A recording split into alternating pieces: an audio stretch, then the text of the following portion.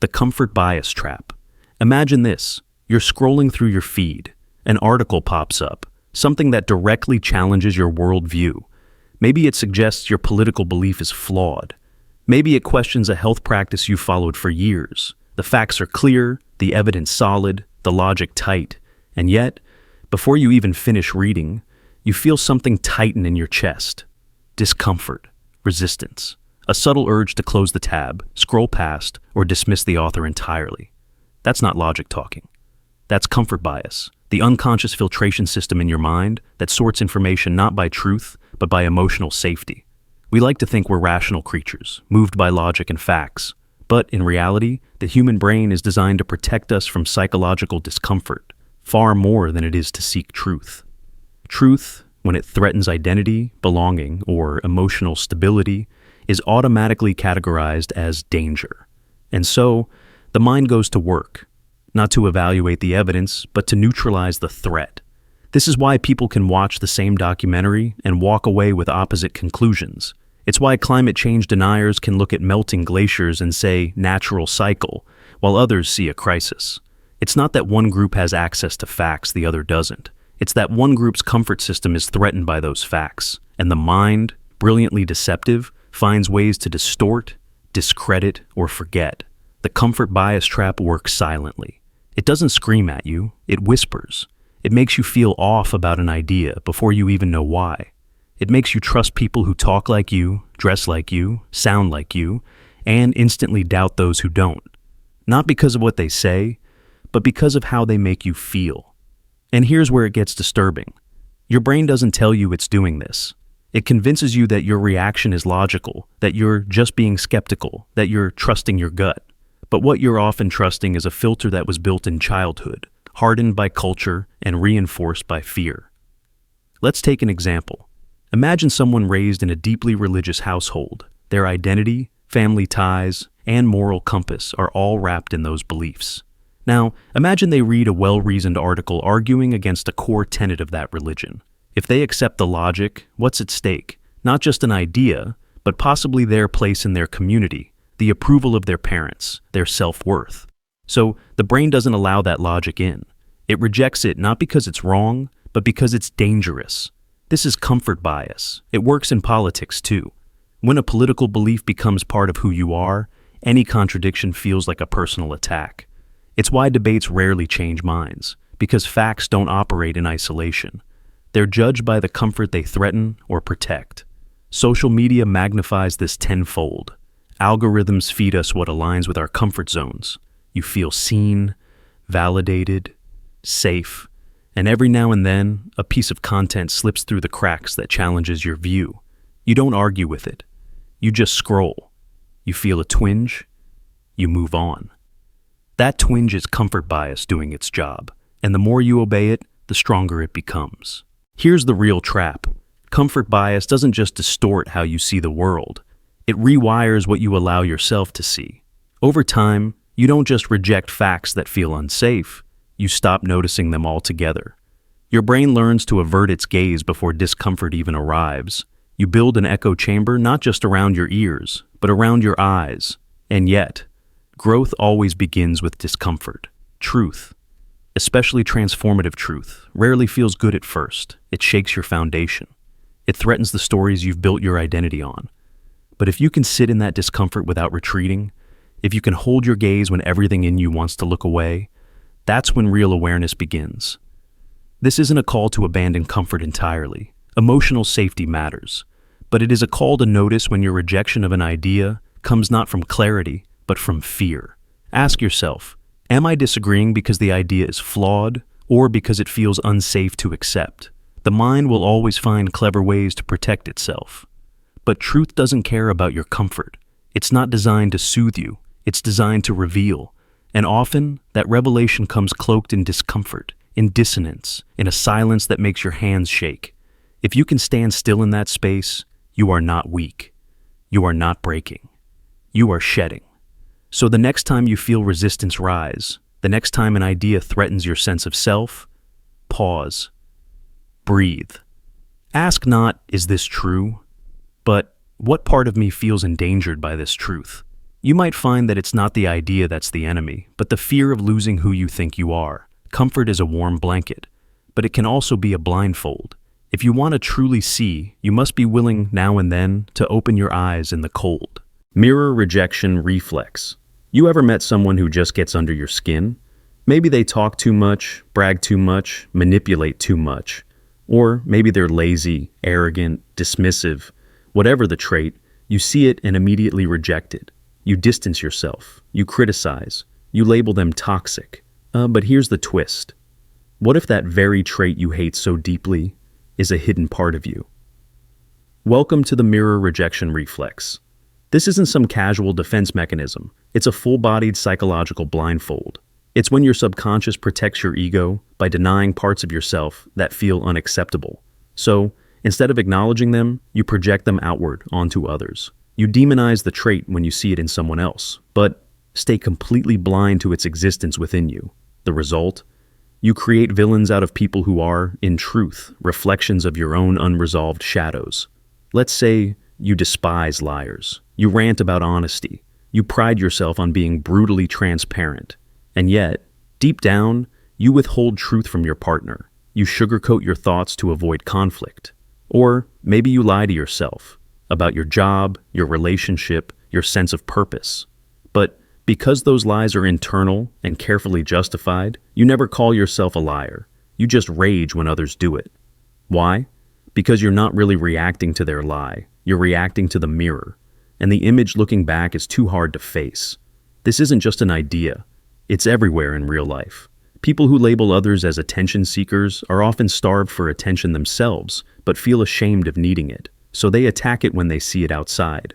People who call others too emotional often carry deep emotional chaos inside, but have been taught it's unsafe to express it. So, they shut it down, internally and externally. This is what Carl Jung referred to as the shadow self. The parts of us we disown because they don't fit the version of ourselves we want to believe in. We curate our identity based on what feels safe, acceptable, and lovable. Anything that threatens that illusion gets banished. But it doesn't disappear. It festers. And eventually, it shows up in your life in another form. Ever wonder why certain people trigger you so fast, so deeply, and so irrationally? You meet someone, and within minutes, you've judged them entirely. Your whole body reacts. Not because they were objectively dangerous or harmful, but because they activated a buried part of you, one you never learned how to accept. The mirror rejection reflex doesn't just damage your view of others, it fragments you. It splits your identity. You walk around thinking you're not that kind of person, when in truth you're suppressing that kind of person within. And suppression has a cost. The cost is self-alienation. You can't heal what you won't own. And you can't grow if you keep amputating parts of yourself. There's a saying, if you spot it, you've got it. It doesn't mean you are what you hate, but it might mean that trait lives in you somewhere, in some way. And until you can see it clearly, you'll keep attracting it outside yourself. Because life doesn't just show you what you want to see, it shows you what you need to see. Let's get deeper. Imagine a child raised in a household where expressing anger was punished. That child learns, anger is bad. Angry people are dangerous. I must never be like them. So they become kind, agreeable, patient. They bury their rage. But life doesn't erase emotion. It redirects it. And years later they meet someone blunt, explosive, fiery, and they hate them instantly. They call them unstable, abusive, toxic. But what they're really seeing is their own repressed fire, that part of them that never got to breathe. And the pain isn't from the other person. It's from the part of themselves they abandoned long ago. This is the essence of the mirror rejection reflex. It's not just denial, it's exile. You exile the parts of yourself that once got you hurt, shamed, or rejected. And over time, you forget they were ever yours to begin with. But shadows don't vanish when ignored. They whisper. They distort perception. They leak out in moments of stress, resentment, and blame. Think about how this shows up in relationships. You might accuse your partner of being controlling, but maybe it's you who fears losing control and you micromanage in more subtle ways, through guilt, withdrawal, or passive aggression. Or maybe you resent your friend's neediness, but if you're honest, you crave the same connection. You've just learned to suppress the need to feel independent. So you judge in them what you punish in yourself. And that's the haunting irony. The traits you criticize in others may be cries from your inner world, begging to be seen, healed, and reintegrated. But the reflex is powerful. When the mirror shows you something ugly, your ego flinches. You say, "That's not me. I'm nothing like them." And you throw the mirror away. But growth only happens when you sit with that discomfort. When you stop asking, "What's wrong with them?" and start asking, "Why does this bother me so much?" The real question is, can you love the part of yourself that once felt unlovable? Can you admit that the villain you see in others may just be the unhealed hero in you, still waiting to be reclaimed? This doesn't mean accepting abuse or staying silent in the face of injustice. This isn't about excusing harmful behavior. It's about recognizing when your reactions are about them and when they're really about you, about the inner wounds that still bleed, about the parts of your identity you've buried under the armor of self-righteousness. Healing begins where projection ends. The next time someone irritates you, pause. Before labeling them, ask yourself, what is this bringing up in me? Is this trait really foreign, or is it familiar in ways I don't want to admit? Maybe it's a trait you used to carry and tried to kill off. Maybe it's one you wish you had the courage to express. Or maybe it's one you fear being accused of. Whatever it is, it's not just about them. It never is. The mirror rejection reflex is not a flaw. It's a signal. A blinking red light pointing you toward parts of your psyche that crave integration. And integration is how you become whole, because you can't just love your light. You have to love your darkness too. Only then can the mirror stop being a threat and start becoming a map. Not a map to who others are, but a map to who you really are. Even the parts you swore you'd never be. Even the ones that still hurt to look at. Even the ones you still try to throw away. What if your most hated reflection is the one holding your freedom? Look again. The puzzle completion urge. You've likely done it without realizing. Staring at a fragmented story, a half-truth, or a strange behavior from someone you love, and in the discomfort of not knowing, your mind rushes ahead.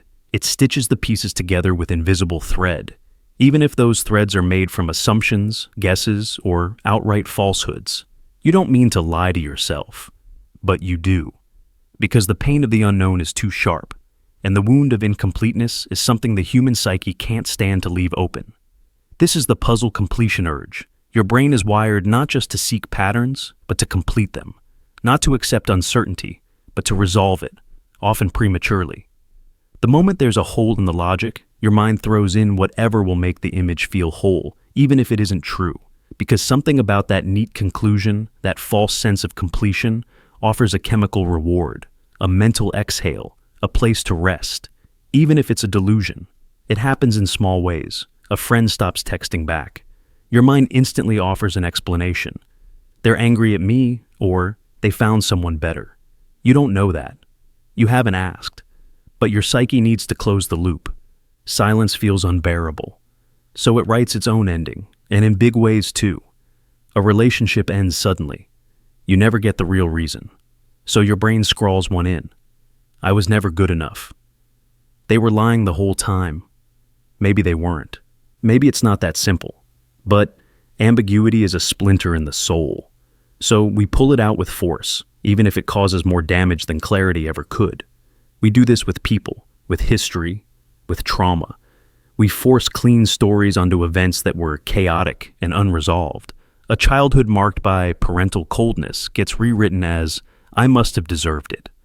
A betrayal becomes, I saw it coming. We create these narratives not because they're accurate, but because they're complete. And completion, no matter how false, feels safer than lingering in limbo. This urge isn't just psychological, it's neurological. Your brain is a pattern recognition machine. It evolved to see connections, to fill in gaps quickly.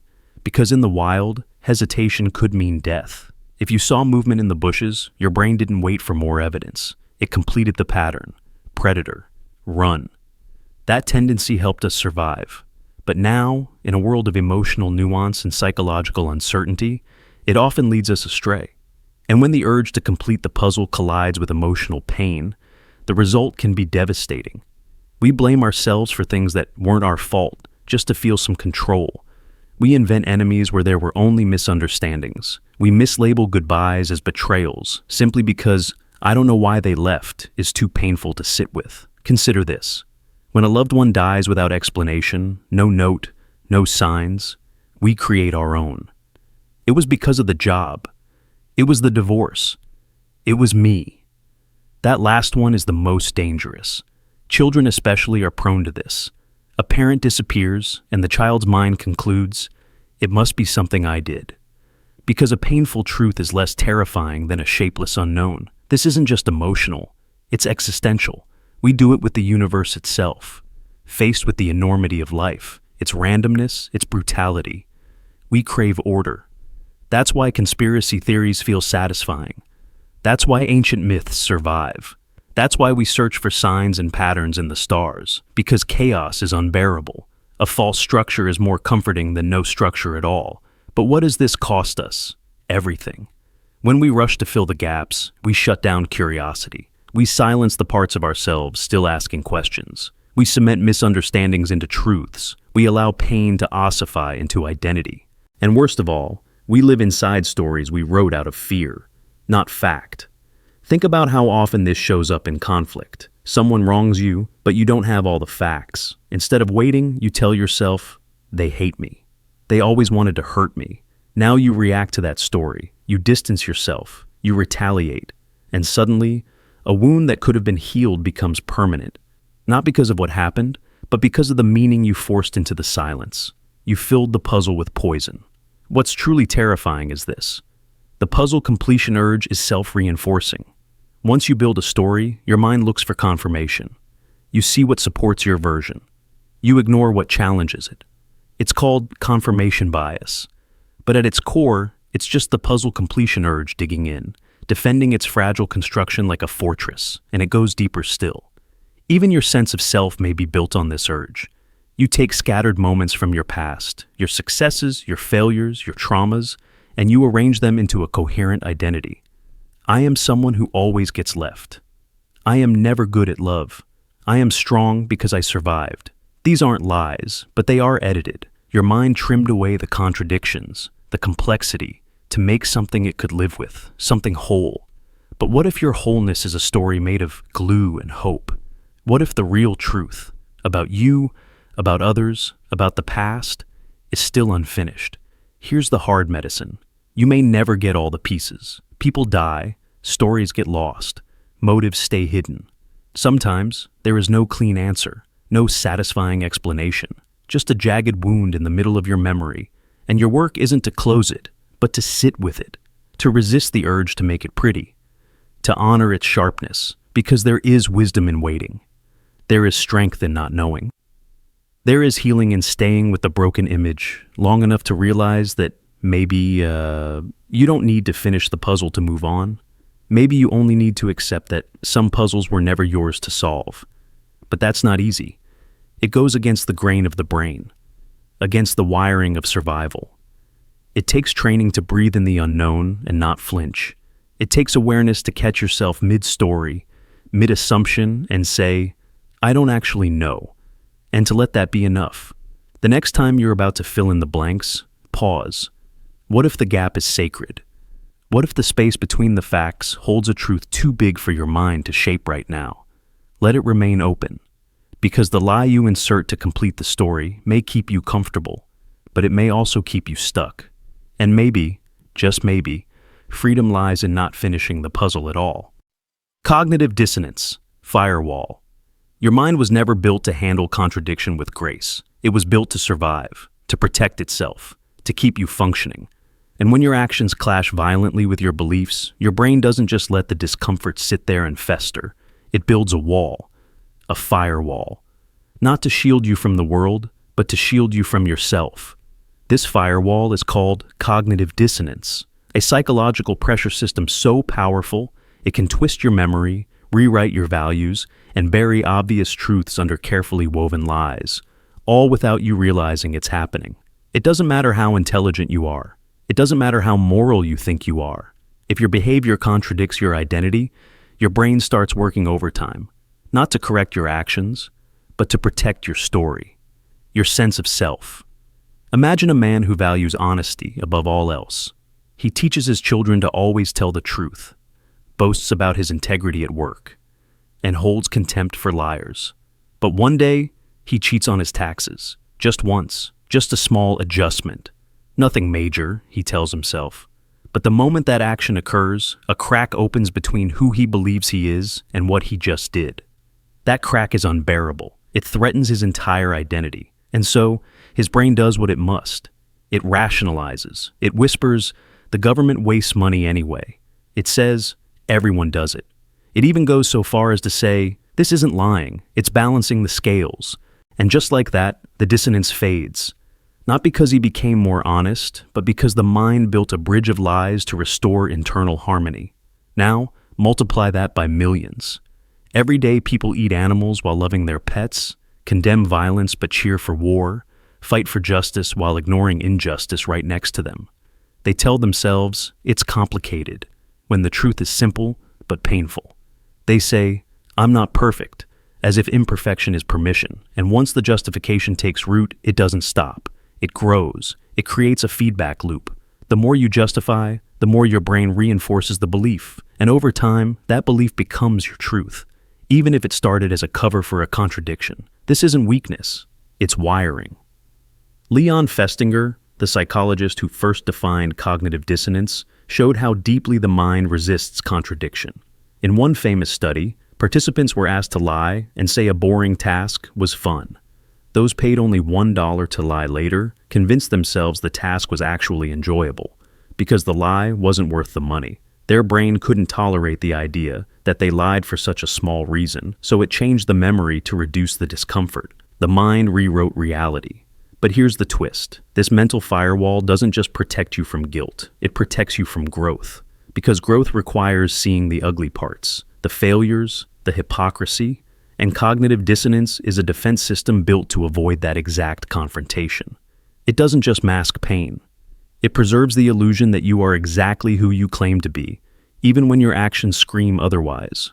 Think of the soldier who kills for a country that tells him he's a hero, then comes home and feels haunted, hollow, confused. His brain splits. On one side, duty and patriotism. On the other, the raw horror of what he's done. To resolve the contradiction, the mind either has to question the entire system or bury the pain under layers of moral justification. Most choose the latter. Not because they're cowards, because the truth threatens too much. Or imagine someone who fights for animal rights, yet wears leather boots, who champions mental health but mocks weakness, who posts about climate change while flying first class twice a month. These contradictions aren't always conscious, but the moment they become visible, the firewall activates. Rationalizations pour in. It's complicated. I'm doing my best. I deserve this. And the moment those words are spoken, the fire is contained. The self is preserved. But here's the tragedy. The firewall might protect your sense of self, but it slowly erodes your ability to see clearly. Every time you lie to yourself, even in small ways, your compass tilts. You start losing track of what's real. You become someone who believes their own distortions. And over time, you live in a curated version of yourself, one that edits, deletes, rephrases anything that might make you uncomfortable. You don't grow. You calcify. And it gets worse. Because the more sophisticated your mind is, the more elaborate the justifications become. You don't just deny, you philosophize your denial. You wrap it in language, intellect, nuance. You say, truth is subjective, or no one has the full picture. Not to explore truth, but to escape it. The firewall becomes elegant, almost invisible. But the truth leaks through, doesn't it? In anxiety, in regret. In the moments between distractions, when you feel hollow. That's the smoke from the fire your brain keeps trying to hide. And if you keep ignoring it, you risk something even more dangerous than discomfort. You risk disconnection from reality. So what can you do? How do you confront a mechanism that operates beneath awareness? Start by noticing the moments that sting. When someone criticizes you and your first instinct is defense, pause. Is it really wrong, or is it just dissonant with your self-image? When you act out of alignment with your values, don't rush to justify. Sit with the discomfort. Let it burn. It's not punishment. It's a signal. Growth lives there. Humility lives there. Integrity lives there. Not in the feeling of being right, but in the courage to admit when you're wrong. Some people spend their entire lives polishing a false mirror, maintaining a clean image of themselves, while hiding their contradictions in the shadows. But the truly strong, they break the mirror. They expose the fault lines. They see the dissonance and walk through it anyway. And in doing so, they don't just rebuild, they become whole. Because here's the truth your brain doesn't want you to know. You are not your justifications. You are not the stories you tell yourself to sleep at night. You are what you choose when no one's watching. What you correct when it hurts. What you admit when it's inconvenient. The cognitive dissonance firewall is powerful, but it's not permanent. It can be breached by honesty, by reflection, by relentless courage, not once, but again and again. Every time you catch yourself lying to protect your ego and choose instead to face the pain, you chip away at the wall. And one day, maybe it falls, and when it does, you won't be less safe. You'll be more free. The ego survival program, there is a silent program running inside you. Not one you chose, not one you even notice. It's not coded in language, logic, or reason, but in fear. A survival instinct so ancient, so embedded, that it doesn't just guard your life. It guards your identity, and not your true identity, the one beneath. No, it guards the mask, the costume, the performance you call your self. This is the ego survival program. It isn't loud. It doesn't announce itself. It slips beneath the radar and whispers justifications into your consciousness, edits out inconvenient truths, and weaponizes emotions like shame and rage to deflect, deny, and destroy anything that threatens its illusion. You think you are defending your honor, your dignity, your beliefs. But really, you're defending a fragile image stitched together with pride, comfort, and old survival stories. This image isn't built for truth. It's built for protection. The ego doesn't want reality. It wants safety. Not safety in the physical sense, but psychological safety. The safety of being right, the safety of being good, the safety of being in control, of being seen a certain way, of not having to question the entire structure of who you think you are. And so, the gatekeepers activate, invisible, automatic, brutal. When someone offers you feedback that challenges your self-perception, what happens? Do you calmly listen, or do you flinch internally, justify yourself silently, and start scanning for their flaws instead? That's the program. When someone proves you wrong and your chest tightens, your voice rises, your arguments twist into personal attacks, that's not reason. That's not strength.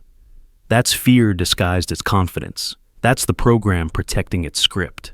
We live our lives inside stories. Stories about who we are, what we believe, what we've survived, what we deserve.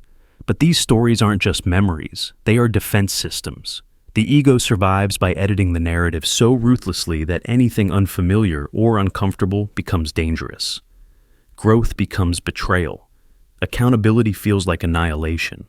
And the idea that you might not be as moral, as kind, as smart, or as exceptional as you believe, unthinkable. So, the program creates distortions. It convinces you that other people are just jealous, too sensitive, toxic, or manipulative when they challenge your blind spots. It reframes your cruelty as honesty, your stubbornness as principle, your fear as caution. It tells you you're not avoiding discomfort. You're standing your ground. You're not being arrogant. You're just confident.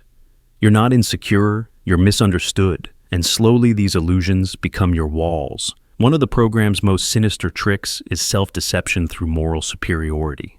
It's far easier to believe you're good than to admit you're complex. When someone points out your biases, your privilege, your hypocrisy, your manipulation, you might dismiss it, attack it, or philosophize around it. Not because it's false, but because it threatens the illusion of virtue. You don't want to be evil, so you can't admit your shadow. But it's still there. And the more you deny it, the more power it has over you. This isn't just about psychology, it's evolutionary.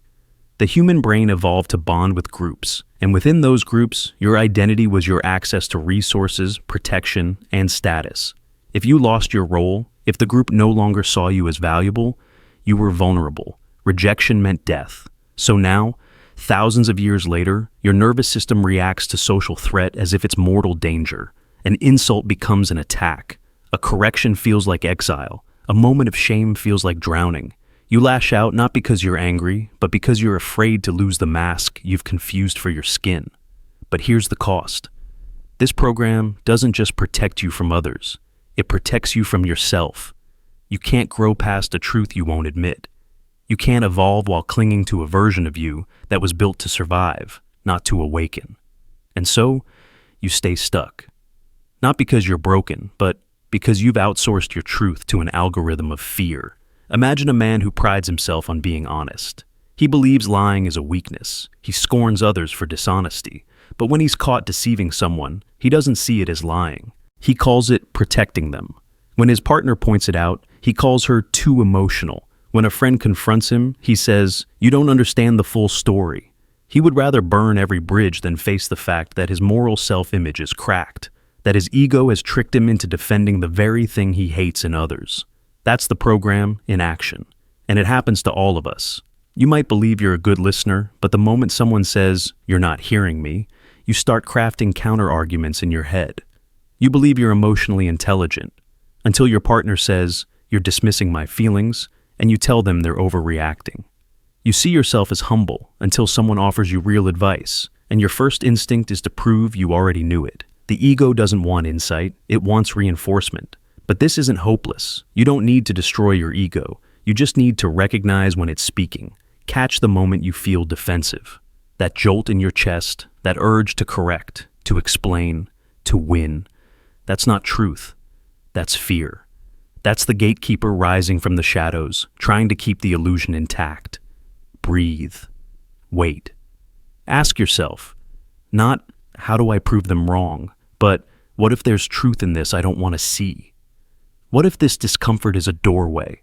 Growth doesn't happen in comfort. It happens in the exact moment you want to run, to hide, to fight. That's the signal. That's where the program ends and reality begins. And reality isn't always flattering, but it's real. And real is what sets you free. Because beneath the ego is not shame, it's not weakness, it's not failure. Beneath the ego is the truth of who you are. Flawed, unfinished, evolving, worthy. You don't need to be perfect to be whole. You just need to stop confusing the mask for your skin. You don't need to win every argument to be right with yourself. You just need to stop letting fear speak in your name.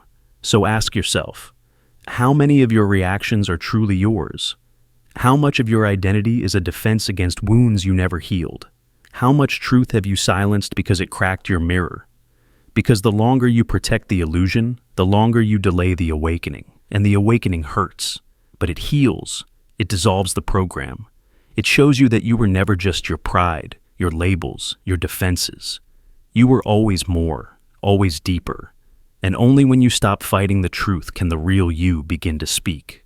The familiarity sedation. You hear it once and it sounds wrong. You hear it again and it still makes you pause. But the third, the fourth, the 10th time, it starts to blend in. The edges soften.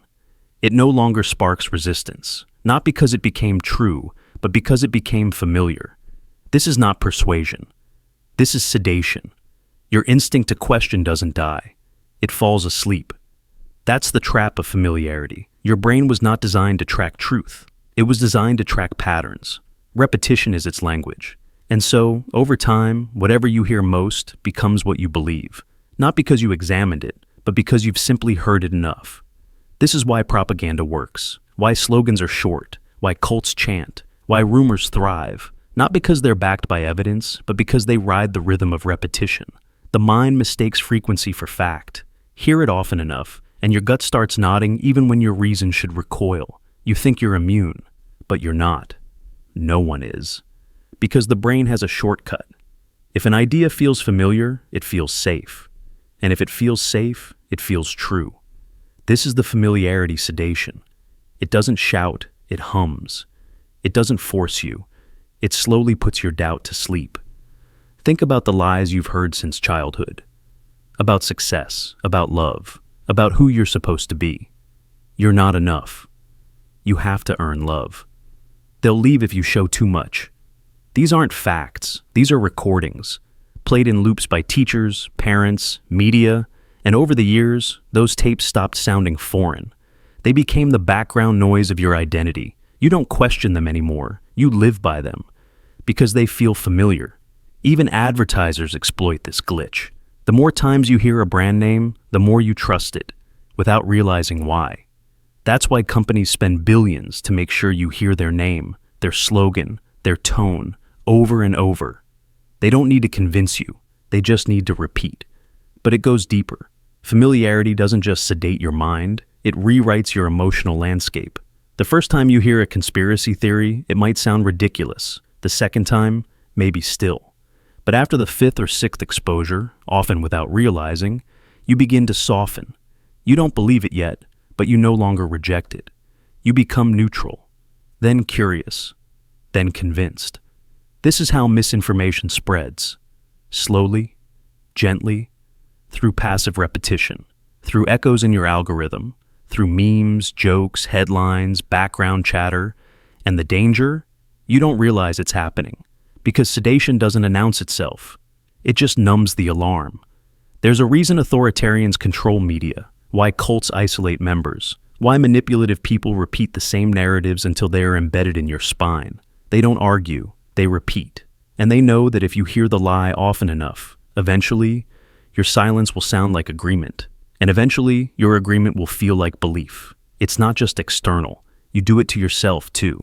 Every time you think, I'm not good enough, even if you don't mean it, your brain takes notes. It gets logged. It gets layered. And before long, that thought feels not just familiar, but foundational. Your truth, then, isn't always truth. It's often just what you've heard the most, what you've repeated, what the world has echoed back at you without interruption. Your comfort with an idea is not proof of its validity. It's proof of its exposure. So, how do you escape the sedation? First, become suspicious of anything that feels too familiar, especially beliefs you've never questioned. Ask yourself, have I truly examined this, or just absorbed it? Track the source. Did it come from reason, or did it come from repetition? Second, embrace discomfort. Real truth often feels foreign when you first encounter it. It rubs against your assumptions. It demands a response. Let that friction wake you. Don't run from it. Third, create distance. Step outside your echo chamber. Read what you disagree with. Listen to voices that unsettle you, not to agree, but to remind yourself that truth isn't always what's common. It's often what's uncomfortable, because the most dangerous lie isn't the one shouted at you. It's the one whispered every day until you forget it's a lie. The one you no longer hear as a message, but feel as a mood, a background hum, a lullaby. You were born with the ability to question. Don't let repetition drug it to sleep. The familiar is not always your friend. Sometimes, it's the slow hand pulling the needle of thought from your arm, and by the time you realize you're numb, the damage is already done. So stay alert, stay awake, because in a world full of repeating noise, silence isn't safety, it's surrender. Selective Blindspot defense. ChatGPT said, you speak out against injustice, you repost, you rage, you rally behind causes that matter. You see oppression clearly, so long as it's happening across the aisle on the other side, in someone else's camp. But when the same injustice unfolds under your own flag, you look away. You rationalize, you minimize. That's the selective blind spot defense. It doesn't mean you're immoral, it means you're human. But it also means your morality is conditional. You were wired for tribalism. Evolution didn't build your brain for fairness, it built it for survival. And survival meant loyalty to your family, your community, your ideology. Anyone who threatened that tribe was the enemy.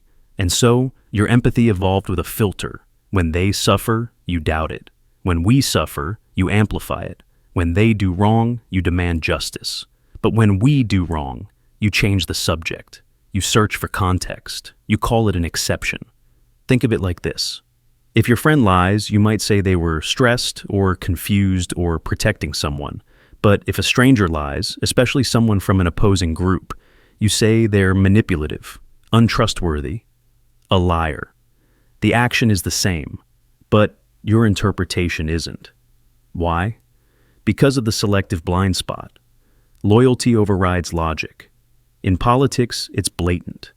You criticize the other side's corruption while excusing your own side's mistakes. You point to their hypocrisy, but stay silent about your own contradictions.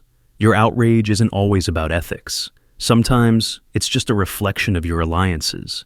And the more emotionally attached you are to your side, the harder it is to see their flaws. Because to admit they were wrong feels like betrayal. and to betray them feels like betraying yourself. But this doesn't only happen in politics. It happens in families, in religions, in fan bases, in identities. You grow up with a belief system, and it becomes sacred. You defend it. You love the people who taught it to you. So, when cracks appear, when someone from within hurts others, you flinch. Not because you don't care, but because caring would mean conflict. It would mean rewriting stories you were taught to hold sacred. It's easier to ignore than to confront. Easier to preserve harmony than to risk rejection. And so, injustice within your camp becomes invisible. Not because it's small, but because seeing it might fracture the world you've built your identity around. Imagine a teacher who passionately advocates for student rights, except when a fellow teacher is the one causing harm. Imagine an activist who calls out systemic abuse, except when it's committed by their favorite public figure. Imagine a parent who preaches kindness, except when defending a child's cruel behavior. This isn't rare, it's everywhere, because we don't just protect people, we protect our image of them. And more than that, we protect our image of ourselves through them. So what do? You start by recognizing that your perception is not neutral. Memory, identity. You're not evil for having blind spots, but you are responsible for noticing them. The real test of integrity is not how loudly you call out the other, it's how quietly you confront your own. Can you admit that someone you love caused harm? Can you hold them accountable without abandoning them? Can you sit with the dissonance of loving someone who did something wrong? Because if you can't, if your justice only applies to enemies, not allies, it's not really justice. It's performance. It's comfort masquerading as principle. Moral consistency isn't about being perfect. It's about being honest. It's about asking, if this same thing were done by someone I don't like, would I still defend it? If not, then the problem isn't just the act, it's the lens you're using to view it. This is where real empathy begins. Empathy isn't just feeling for your side. It's the courage to extend humanity to those who make you uncomfortable. And it's the strength to confront those closest to you, because you believe in something bigger than loyalty. You believe in truth. Selective blind spot. Defense shrinks your world. It makes you suspicious, reactive, biased. But when you choose to widen your gaze, even when it hurts, you start to see complexity. You start to grow. It takes maturity to call out injustice in your own camp. It takes depth to hold people you love accountable without throwing them away. And it takes real strength to admit that maybe you've been blind. Not because you're weak, but because you're human. But awareness is power. The more you notice your blind spots, the less they control you. And the more you choose truth over comfort, the more whole you become. So, the next time your side is under fire, pause. Not to defend, but to reflect. Because maybe what feels like betrayal is actually integrity calling you home. The sunk cost seduction. You've seen it before, in someone else's eyes. Maybe even in your own reflection. That quiet desperation, the tightening grip on something that's already slipping away. A relationship long since turned toxic. A belief long disproven. A dream long dead. And yet, we hold on. Not because it's working, not because it's right, but because we've already given it so much. This is the sunk cost seduction. It's the subtle trap your mind falls into when it confuses investment with value. When the pain, time, energy, or identity you've poured into something becomes the reason you can't leave it, even when every sign is telling you to let go. You stay in the relationship that drains you, because I've already spent 5 years trying to make it work. You defend the ideology that has begun to crack, because this is who I've always been. You keep climbing a ladder that's leaning against the wrong wall, because I've sacrificed too much to quit now. And so, you push forward, not because there's a reward ahead, but because you can't bear the thought that your suffering was for nothing. But here's the brutal truth. That pain, that cost, that sacrifice, it's already gone. It's not refundable, it's not a deposit, it's a shadow. And yet, your mind treats it like currency. Like every past effort demands future commitment. Like abandoning the path means erasing the journey. It doesn't. It means waking up. The sunk cost seduction is a lie told by your past to manipulate your future. It hijacks your identity. It whispers, quitting means you were wrong. It convinces you that survival depends on consistency. But what if the most dangerous thing isn't being inconsistent? It's being loyal to a mistake. This trap isn't just emotional, It's hardwired. Your brain evolved to avoid loss. Behavioral economists call it loss aversion. You fear losing more than you crave winning. And when you've already paid with time, with pain, with pieces of your identity, your brain fights to protect the illusion that it was worth it. It's why gamblers keep playing after losing thousands. Why someone stuck in a job they hate says, "I've been here a decade, might as well ride it out." It's why people stay in marriages that rob them of their light. Why we defend ideologies that no longer align with our experiences. Not because it makes sense, but because turning around would mean admitting we were wrong. Admitting we were fooled. Admitting we wasted something. But here's the paradox. Every moment spent clinging to the past doubles the waste. Every step deeper into a broken system is one more ounce of your life you'll never get back. And yet, you'll justify it. I've already come this far. I've built everything around this. It's too late to start over. But is it? Or is that just the seduction talking? There's a phrase that should haunt you, in a good way. Don't plant your future in the graveyard of your past. Don't water dead soil because your tears have already fallen there. Don't chain yourself to beliefs, relationships, careers, or goals that no longer serve you, just because leaving them hurts your pride. Sometimes, the bravest thing you can do is walk away. That doesn't make the time lost meaningless. It makes the lesson valuable, because pain that teaches you where not to go is still pain with purpose. You weren't a fool for loving. You weren't naive for trying. You were human. But staying after truth reveals itself? That's a choice rooted in fear, shame, and ego. Think of the countless hours humans spend defending beliefs not because they're true, but because they're theirs. Political ideas, religious dogmas, cultural myths. Even when evidence piles up against them, people double down. Why? Because the belief is no longer a thought. It's an identity. To challenge it would mean disassembling the self. And so, the lie is protected, polished, and passed down. That's not strength. That's surrender. A surrender to the sunk. Cost seduction. And it doesn't just steal your time, it steals your clarity. It makes you second-guess the obvious. It trains you to value endurance over truth, to wear pain like a badge instead of a warning. It tells you that change is betrayal, when in reality, change is growth. You are not obligated to remain the person you were when you made the choice. You are allowed to change your mind. You are allowed to pivot. You are allowed to admit, that didn't work, without branding yourself a failure, because failure isn't walking away from a dead end. It's digging it deeper. This applies to every level of life. You can leave a job even if it gave you stability. You can question a religion even if it once gave you comfort.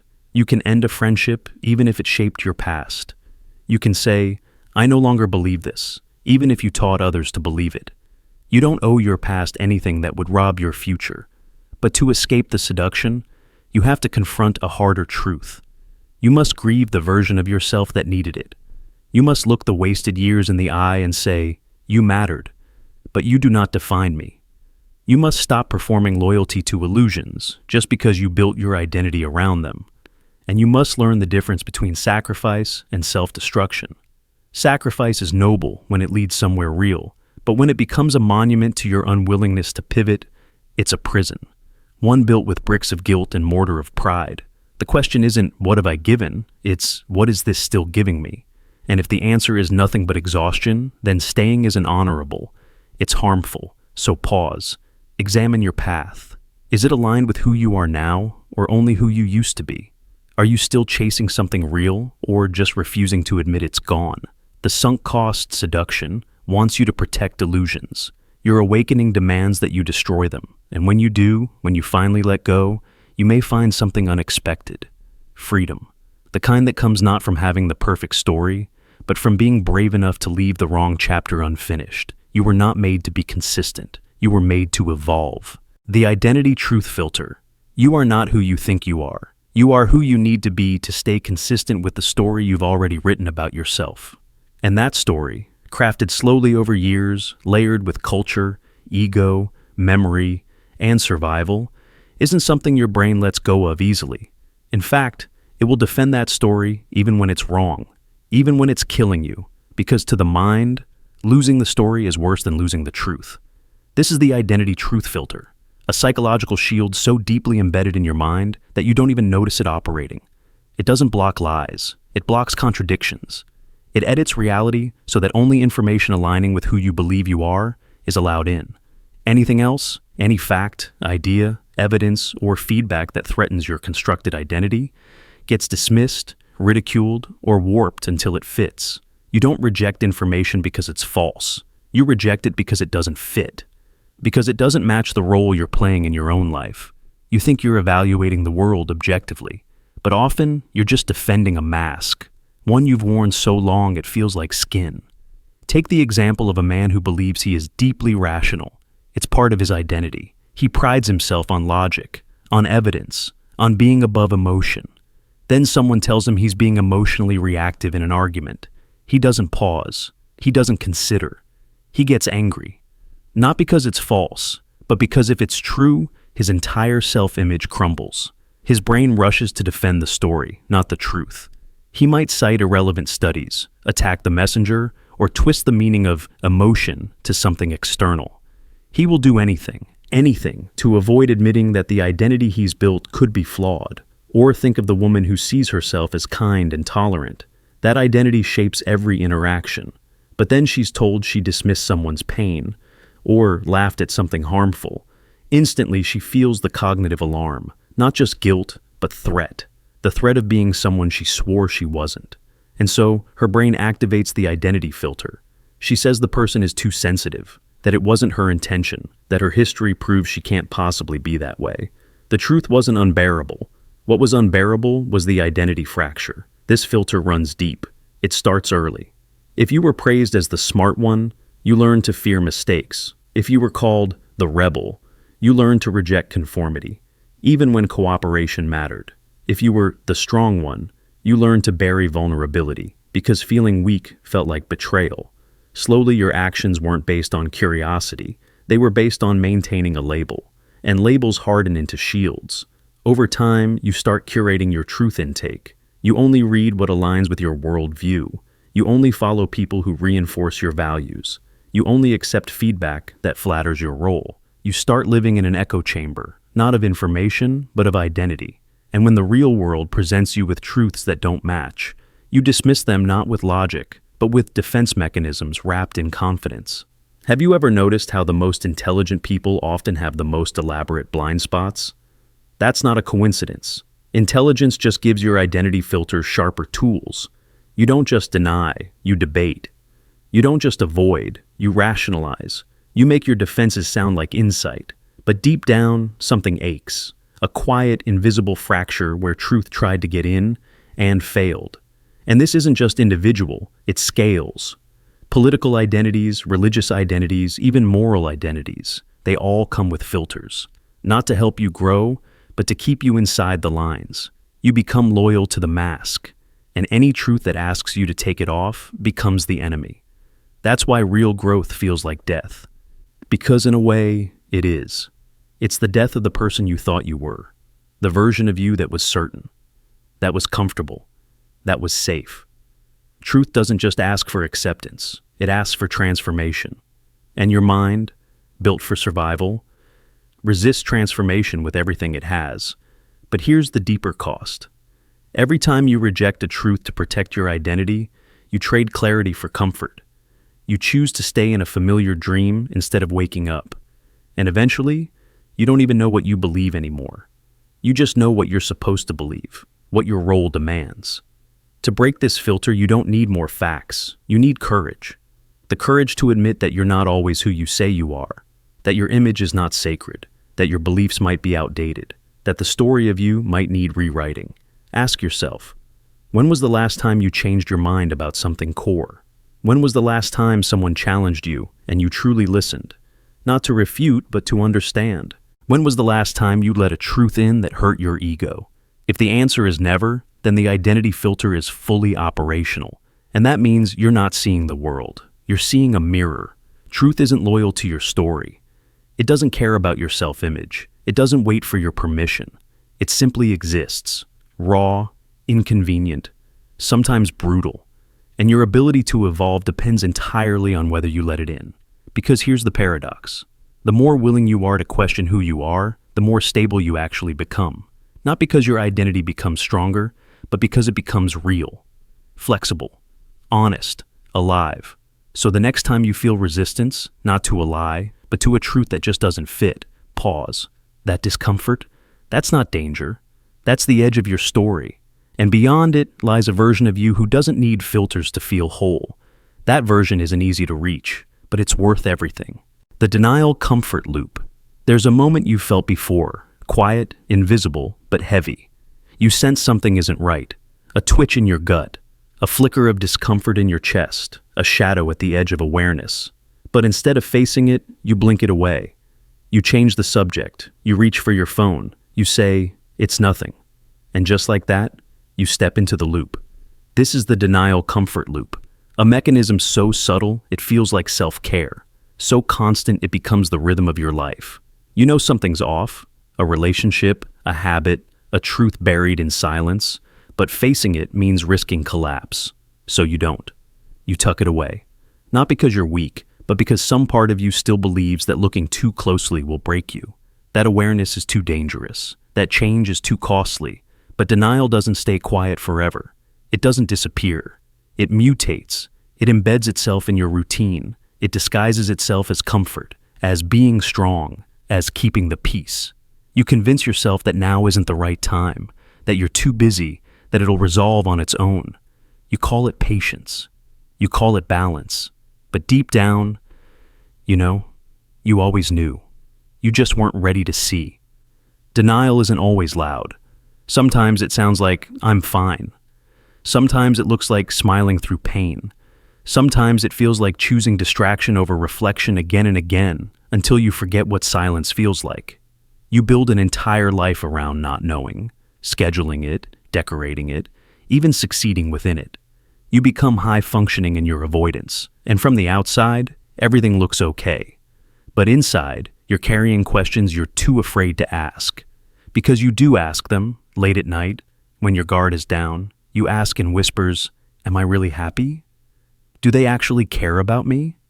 Why does this feel so empty even when I should feel full?" But instead of staying with the discomfort, you roll over. You bury yourself in to-do lists and timelines and logic, because feeling means facing, and facing means changing, and change means loss. So you stay still, and the loop begins again. The brain is not designed for truth. It's designed for survival, and denial, paradoxically, feels like survival. It keeps your heart rate down. It keeps your identity intact. It gives you a sense of control, even when you're slipping further away from who you really are. That's why denial feels safe. That's why it feels like peace. But it's not peace. It's paralysis wrapped in false calm. You can see it in people who stay in broken relationships for years, because leaving would shatter their self-concept. People who stay in careers that drain their soul because they fear starting over. People who carry trauma they never speak about because naming it would make it real. They smile, they function, they even thrive in superficial ways, but inside, they are starving for honesty. And the longer you stay in the loop, the more skilled you become at decorating the cage. You learn how to lie to yourself more eloquently. You create rational explanations. You say, "This is just life." You minimize. You normalize. You even mock people who do face things, calling them dramatic, emotional, unstable, because on some level, their courage threatens your illusion. But here's what denial never tells you. It costs you. It costs you time. It costs you energy. It costs you intimacy, growth, peace, freedom. The thing you're avoiding, it doesn't disappear. It becomes the static behind every conversation, the weight in every decision, the dull ache in your chest when everything seems fine. Avoidance is not absence. It's just delayed pain, compounded, encrypted, waiting. And one day, something small breaks you. A word, a pause, a look, a loss. And suddenly, the entire structure crumbles. The truth floods in. And it's overwhelming. Not because it's new, but because you've been holding it back for so long. You weren't protecting yourself. You were postponing yourself. So what do? You stop. You breathe. You admit the quiet horror of where you've been. You let the truth sting. You let the grief rise. Because facing it, finally, hurts less than avoiding it. Because freedom isn't comfort, it's clarity. And clarity comes with cost. But it also comes with healing. You don't have to confront everything at once. Start with the smallest truth. The thing you keep brushing aside. Ask yourself why. Ask yourself what would happen if you faced it. What if the world wouldn't fall apart, but fall into place? What if the parts of you you've kept buried are the exact parts you need to become whole? The denial comfort loop ends where honesty begins. And honesty is brutal. It humbles you, it strips you, but it also restores you. Not the mask you've been polishing, the person underneath, the one who's been waiting for you to come home.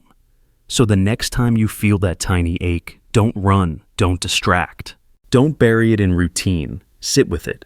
Ask it what it wants you to see, because sometimes the scariest truth is the one that sets you free. And your freedom begins the moment you stop choosing false peace over painful clarity. The truth-seeking detour. We chase truth like it's buried in some distant temple. We imagine it locked away in ancient books, encrypted in star charts, buried under layers of conspiracy or cosmic riddles. And we run toward complexity, abstraction, endless searching because it feels noble. It feels intellectual.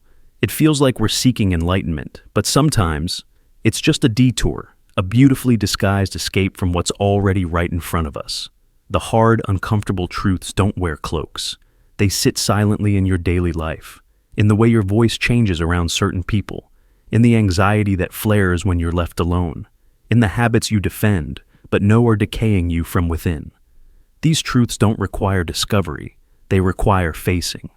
But facing is harder than searching, because facing makes you responsible, so instead, you reach outward. You study the sacred texts of lost civilizations. You dissect simulations, parallel universes, philosophical wormholes. You analyze world events with the precision of a surgeon, constructing intricate models of reality. And in doing so, you convince yourself, this is the noble path. This is wisdom. But if you're honest, brutally honest, some part of you knows you're avoiding something. It's not that those outer questions aren't important, they are. But when they become a distraction, a shield, a labyrinth you retreat into to avoid looking inward, that's when truth-seeking becomes a trap. Because here's the paradox. The further out you search, the more inward you're being called. Not toward grand theories or universal laws, but toward the small, raw truths you pretend not to notice. The way you shut down when someone compliments you. The reason you over-explain when you feel unworthy. The way you ignore the growing distance in a relationship because addressing it would collapse the illusion. These are truths too.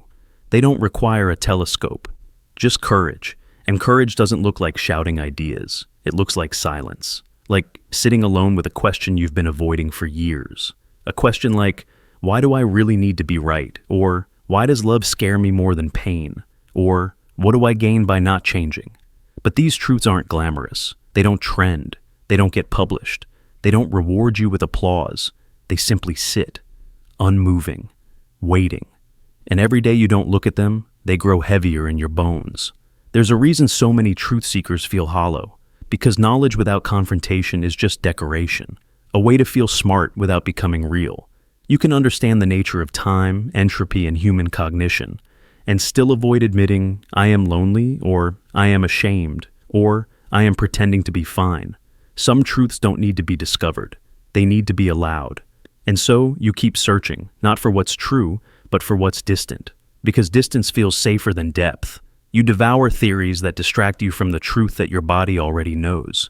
You spiritualize your fear, intellectualize your grief. Turn your inner wounds into abstract case studies so you don't have to feel them. But truth is not impressed by cleverness. It waits for you to come home. It waits in the tension you feel before speaking your mind. It lives in the patterns you can't seem to break. It breathes in the choices you know aren't aligned, but make anyway. You don't need a guru to show you these truths. You need the courage to stop running from them. Because the real journey isn't outward. It's inward. And it doesn't begin with discovery. It begins with surrender. To what you already feel but won't name. To what you already know but won't say. To what you already see, but won't accept.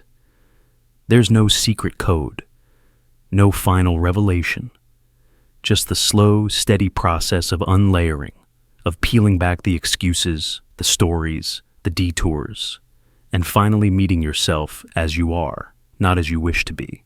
That moment, quiet, terrifying, honest, is where the real truth lives.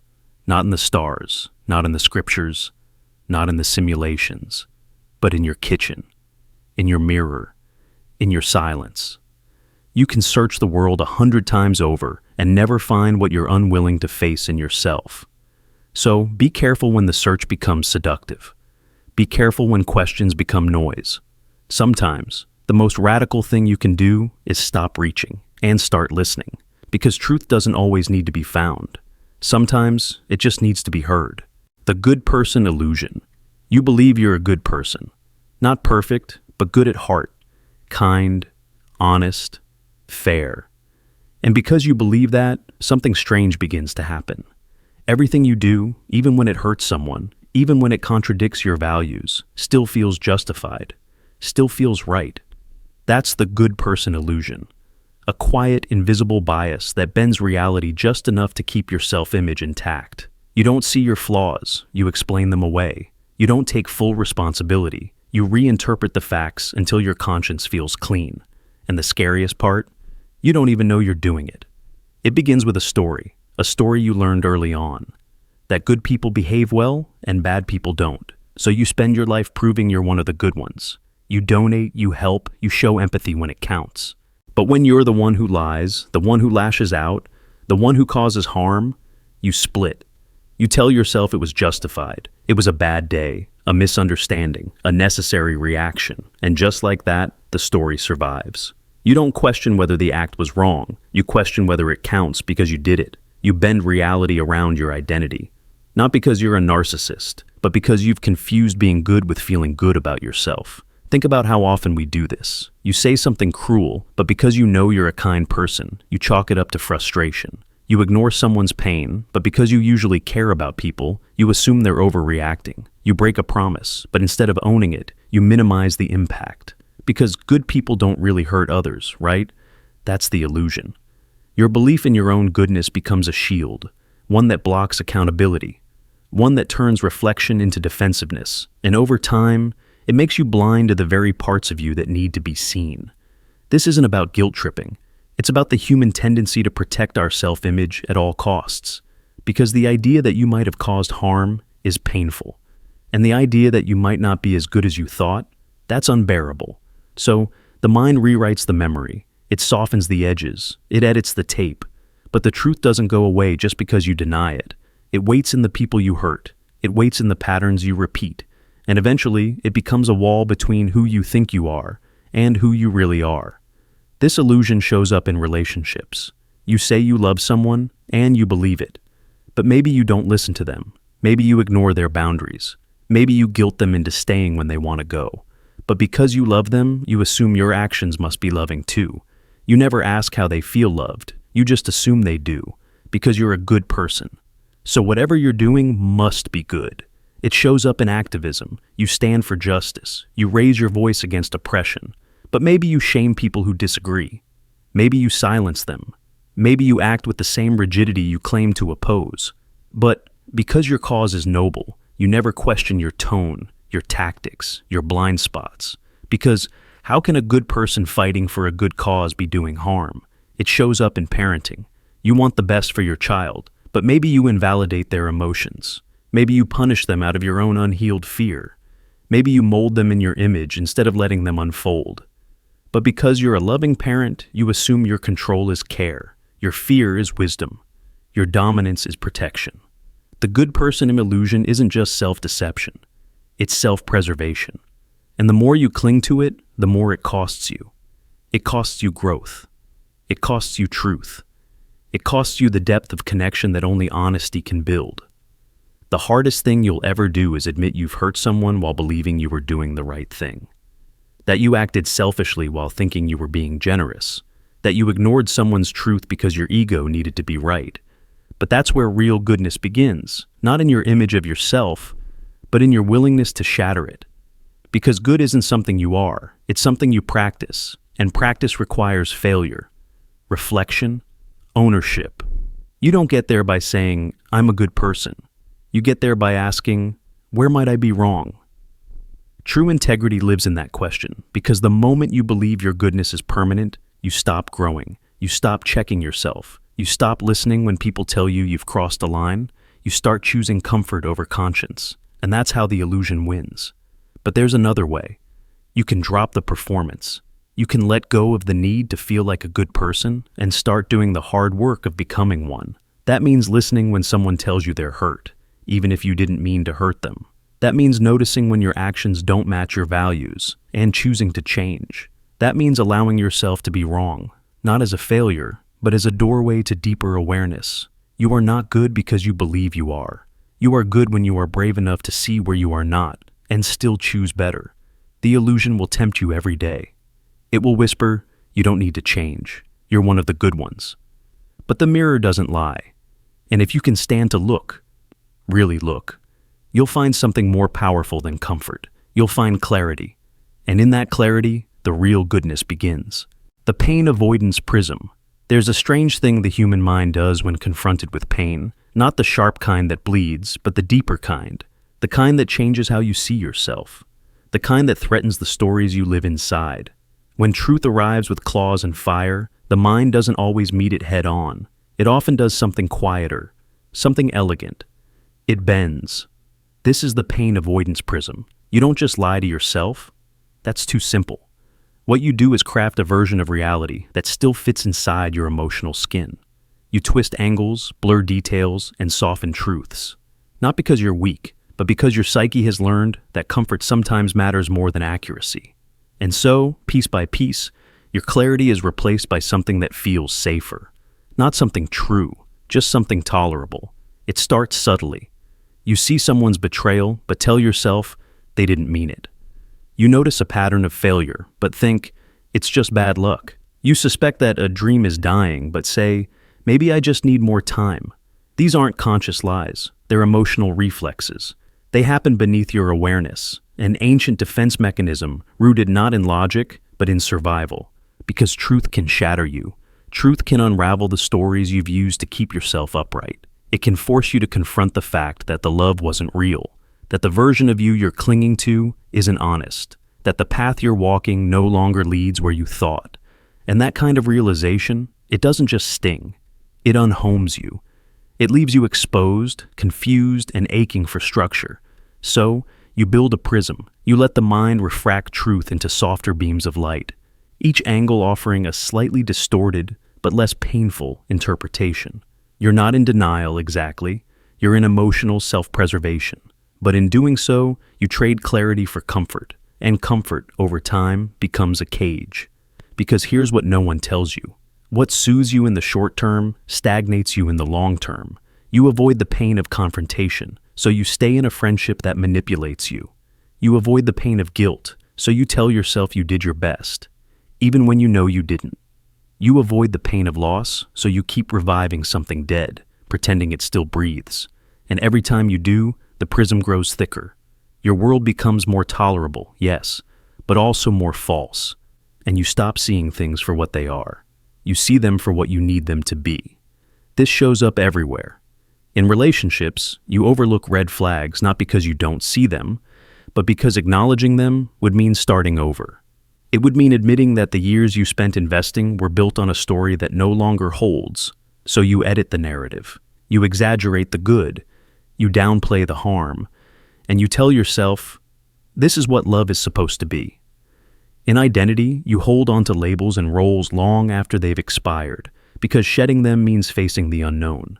You say, this is who I am, even when you feel the growing ache that it no longer fits. And when someone points it out, you flinch, because they're not just challenging your ideas, they're pressing against the prism. And in belief, you ignore the data, the contradictions, the uncomfortable evidence, not because you're stupid, but because you've built meaning around that belief. Maybe it gave you purpose. Maybe it helped you survive.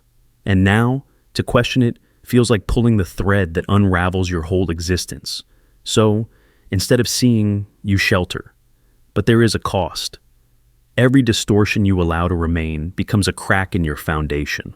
Every truth avoided becomes a deeper lie you have to keep telling. And the longer you protect yourself from pain, the further you drift from reality. Until one day, you're not even living in the world as it is, but in a carefully designed illusion, one that keeps you numb, one that keeps you safe, one that keeps you stuck. The pain avoidance prism doesn't just bend truth, it bends you. You start to shrink your desires to match what's tolerable. You dull your instincts. You become someone who tiptoes around their own inner world. And what once was a tool for emotional survival becomes a prison of gentle delusion. So, what's the way out? You don't smash the prism. That kind of self-destruction only creates more trauma. Instead, you learn to sit with the sharpness. You learn to tolerate the sting of raw truth without flinching. You ask, what if I let this hurt? Not to wallow in pain, but to see clearly, because pain is a compass. It points to the thing that needs healing, and clarity, real, brutal clarity, is the first step toward freedom. You begin by noticing where you soften the truth in your own mind, the things you explain away, the red flags you mute, the contradictions you justify, and instead of bending the light, you let it shine straight through, even if it burns. Because here's the secret, the pain doesn't last forever, but the truth you gain from facing it, that stays, that builds, that strengthens. And the self that emerges on the other side is not fragile, but forged.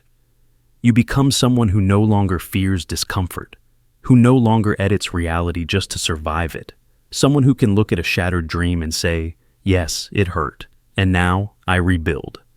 Not everything true needs to feel good, but everything good begins with something true. The pain avoidance prism is a masterpiece of human psychology. It's elegant, it's protective, it's understandable, but it's also a thief. It steals your growth, it delays your healing, it turns your potential into performance. So ask yourself, what truths are you softening right now? Where are you bending instead of breaking through? And what might your life look like if you finally chose reality, even when it hurts? Because the truth, unbent, unfiltered, unsoftened, may be painful, but it's also the only thing that can set you free. The righteousness addiction. You think you're searching for truth, but often what you're really searching for is confirmation. The kind that keeps your ego intact. The kind that tells you over and over again, you were right. You've always been right. You're still right. It feels good. It feels powerful. It feels like clarity. But it's not truth. It's a high. And like any high, it becomes addictive. This is the righteousness addiction, a mental and emotional craving not just for being right, but for feeling right, for being the one who gets it, the one who knew all along, the one who watched others stumble in the dark while you stood untouched in the light. It's the most seductive kind of identity because it doesn't just protect you from being wrong, it convinces you that you can't be. But here's the cost. Every time you feed that addiction, you numb yourself to the truths that don't flatter you. You reject feedback not because it's untrue, but because it threatens your self-image. You rewrite memories so that you always come out on top. You bury mistakes. You spin your losses into lessons where you were secretly wise all along. And before you realize it, your reality isn't a pursuit of truth. It's a stage for your superiority. You've probably felt it, that rush you get when you prove someone wrong, when your comment gets likes, when your theory comes true, when your opinion wins the room. That dopamine hit doesn't just feel like success, it feels like meaning. And soon, you start chasing it. You become less curious, more combative, less humble, more hostile. You don't want to learn. You want to win. It happens slowly. You start picking sides, not based on truth, but based on which side feels more like you. You avoid conversations where you might be challenged. You filter your information diet so tightly that your beliefs are never at risk. You become that person who's always known, the one who says, "I told you so," even when no one's asking. But here's the tragedy. The more addicted you are to being right, the more fragile you become. Because deep down, some part of you knows you're not infallible, and that part has to be silenced. So you double down. You become more defensive, more dismissive, more certain. Not because you're stronger, but because you're terrified of what it would mean to be wrong. It's in relationships too. The spouse who can't admit they misunderstood. The friend who won't say sorry because they think apologies are weakness. The leader who never takes blame but always takes credit. Righteousness addiction poisons connection because being right becomes more important than being kind, being fair, or being honest. And it doesn't stop there. It seeps into your inner world. When you make a decision that fails, you don't analyze it. You defend it. When someone gives you uncomfortable truth, you call them negative. When your worldview is challenged, you say they don't get it. It's not logic. It's ego protection. And ego doesn't seek truth. It seeks survival. And maybe the most dangerous part, righteousness addiction hides behind noble masks. I'm just standing up for what's right. I refuse to compromise my values. I don't let people walk over me. These sound strong. They sound admirable. But often that they're just armor, worn by someone who fears being exposed, who fears discovering that some of their most cherished beliefs were just, incomplete. Because the truth is, being wrong is humiliating until it becomes liberating. Until you realize that admitting wrong isn't a flaw. It's the moment growth begins. It's the moment you stop defending the illusion of who you were and step into the evolving truth of who you're becoming. Ask yourself, when was the last time you changed your mind because of someone else's argument? When did you last say out loud, "I was wrong"? When did you last thank someone for challenging you? If you can't remember, you're not in pursuit of truth. You're in pursuit of pride. And here's the terrifying irony. The more certain you are of your own rightness, the more blind you become to how often you're wrong. You confuse passion for accuracy, volume for conviction, certainty for truth. And in doing so, you lock yourself in a mental prison where only affirming ideas are allowed and humbling insights are exiled. But you don't have to stay there. The cure to righteousness addiction isn't found in being more right. It's found in being more open, in letting go of the need to always be the expert, in finding power not in domination, but in curiosity, in saying, "I don't know," and meaning it, in listening without planning a counterattack, in seeing truth as a horizon, not a throne. Imagine who you'd become if every time you realized you were wrong, you celebrated, not because it felt good, but because it meant you had grown, that you had chipped away at illusion, that you had stepped closer to something real, that you were brave enough to lose an argument in order to win your evolution. It won't feel good at first. It never does. Letting go of being right feels like weakness, but in truth, it's the greatest strength you can build. Because the world doesn't need more people who are convinced they're right. It needs more people willing to be changed. So, the next time you feel that rush of certainty, pause, breathe. Ask yourself, is this truth or just another hit? Another fix to soothe the ego, not challenge it? And if it is, dare to walk away. Dare to let truth humble you, because the real power isn't in always being right. It's in being real. The confirmation armor. You think you're searching for truth, but you're not. Not always, not completely. Most of the time, you're searching for reassurance, for alignment, for a reflection that nods back at you and says, yes, you're right. You're good. You're smart. You've already figured it out. And every time you find something that echoes what you already believe, you feel a flicker of calm, a sense of stability. But this calm is not clarity. It's armor. It's protection. And it's built not from truth, but from comfort. This is the confirmation armor, the invisible shell you wear every time your beliefs are challenged. It's made from news articles that match your politics, voices that validate your identity, friends who echo your worldview, and algorithms that study you so well, they only ever show you more of yourself. The world becomes a hall of mirrors, not because it's broken, but because you've crafted it that way, carefully, subconsciously, because it feels safer. But truth doesn't always feel safe. Real truth doesn't care how it makes you feel. It doesn't care if it fits your narrative. It doesn't care if it hurts. And that's exactly why your ego starts building armor the moment truth tries to enter. You tell yourself you're open-minded, that you're curious, that you're rational. But when a fact contradicts your values, when a perspective threatens your identity, when a reality disrupts your order, you push it away. You call it stupid. You call it dangerous. You call it not my truth. You pretend you're rejecting the idea, but what you're really rejecting is the discomfort. It happens everywhere. You believe something about your country, then read a study that contradicts it. You dismiss it instantly. Must be biased. Must be fake. You hear a statistic that shatters your stance on a social issue. You don't research it. You scroll faster. Someone says something in a tone you don't like, so you disregard the content entirely. Someone votes differently, and suddenly, nothing they say can hold value. That's not critical thinking. That's confirmation addiction. And it's not just external, it turns inward too. You believe you're a good person, but when someone you love says you hurt them, your armor goes up. I didn't mean to. You misunderstood. You're too sensitive. You believe you're self-aware until someone points out your blind spot and you feel rage instead of curiosity. Your mind doesn't want correction, it wants protection. And the stronger your identity is tied to your ideas, the more violent the rejection of anything that threatens them. You don't see new information as insight, you see it as an attack. But here's the paradox. The more armor you wear, the more fragile you become. You create a reality so padded, so curated, that even mild dissonance becomes a threat. You start confusing agreement with truth, validation with wisdom, popularity with accuracy.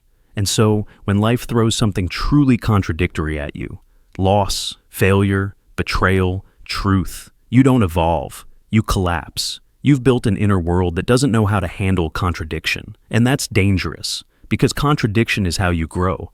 Dissonance is the signal of expansion. Conflict is the birthplace of insight. The moment something doesn't fit, your frame is the moment your frame is tested, and maybe needs to be broken. But you can't break through anything if you're always shielding yourself from impact. You can't reach new understanding if you've already decided what's acceptable before the truth even arrives. This isn't about abandoning your values. It's about holding them with humility. It's about asking, what if I'm wrong? Not to punish yourself, but to free yourself. What if the version of reality you've been defending isn't full? What if it's not the whole truth, just the most comfortable one? Confirmation armor is seductive. It tells you you're safe. It tells you you're smart. But really, it's a cage built from your own avoidance. And the longer you wear it, the less you recognize how much of the world you're no longer letting in. Ask yourself, how often do you seek out perspectives that challenge you? Not mock you, not attack you, but genuinely challenge you? How often do you sit with an idea that makes you uncomfortable without instantly dismissing it? How often do you allow yourself to feel disoriented without rushing to restore your mental order? Because that disorientation, that's growth trying to enter. You are not your opinions. You are not your political label. You are not your online feed. You are not even your past beliefs. You are a constantly changing field of awareness, meant to stretch, meant to be rewritten. But armor prevents rewriting. Armor fossilizes. It traps you in old versions of yourself that no longer fit who you're becoming. If you want to evolve, take the armor off. Let truth sting. Let contradiction pierce. Let discomfort rise. Not all challenges are right, but if you never allow them in, you'll never know. You'll mistake silence for wisdom. You'll live in echo chambers and call it understanding. The real you doesn't need to be protected from truth. The real you is strong enough to sit with it, to change if needed, to hold beliefs loosely enough that they can breathe, and when they break, to let them go. Not as failure, but as liberation. You don't need to be right all the time. You need to be honest with yourself, with reality, with the mess of learning and unlearning that being human requires. Because in the end, armor might keep you safe, but it also keeps you small. And you were never meant to stay small. You were meant to expand. The self-story glitch. You don't just live your life. You write it, edit it, narrate it. Consciously or not, you're always crafting a story about who you are, where you came from, what you believe, what you deserve. This story becomes your compass, your lens, your home. But here's the glitch. Once you believe your story, you stop seeing anything that doesn't fit it.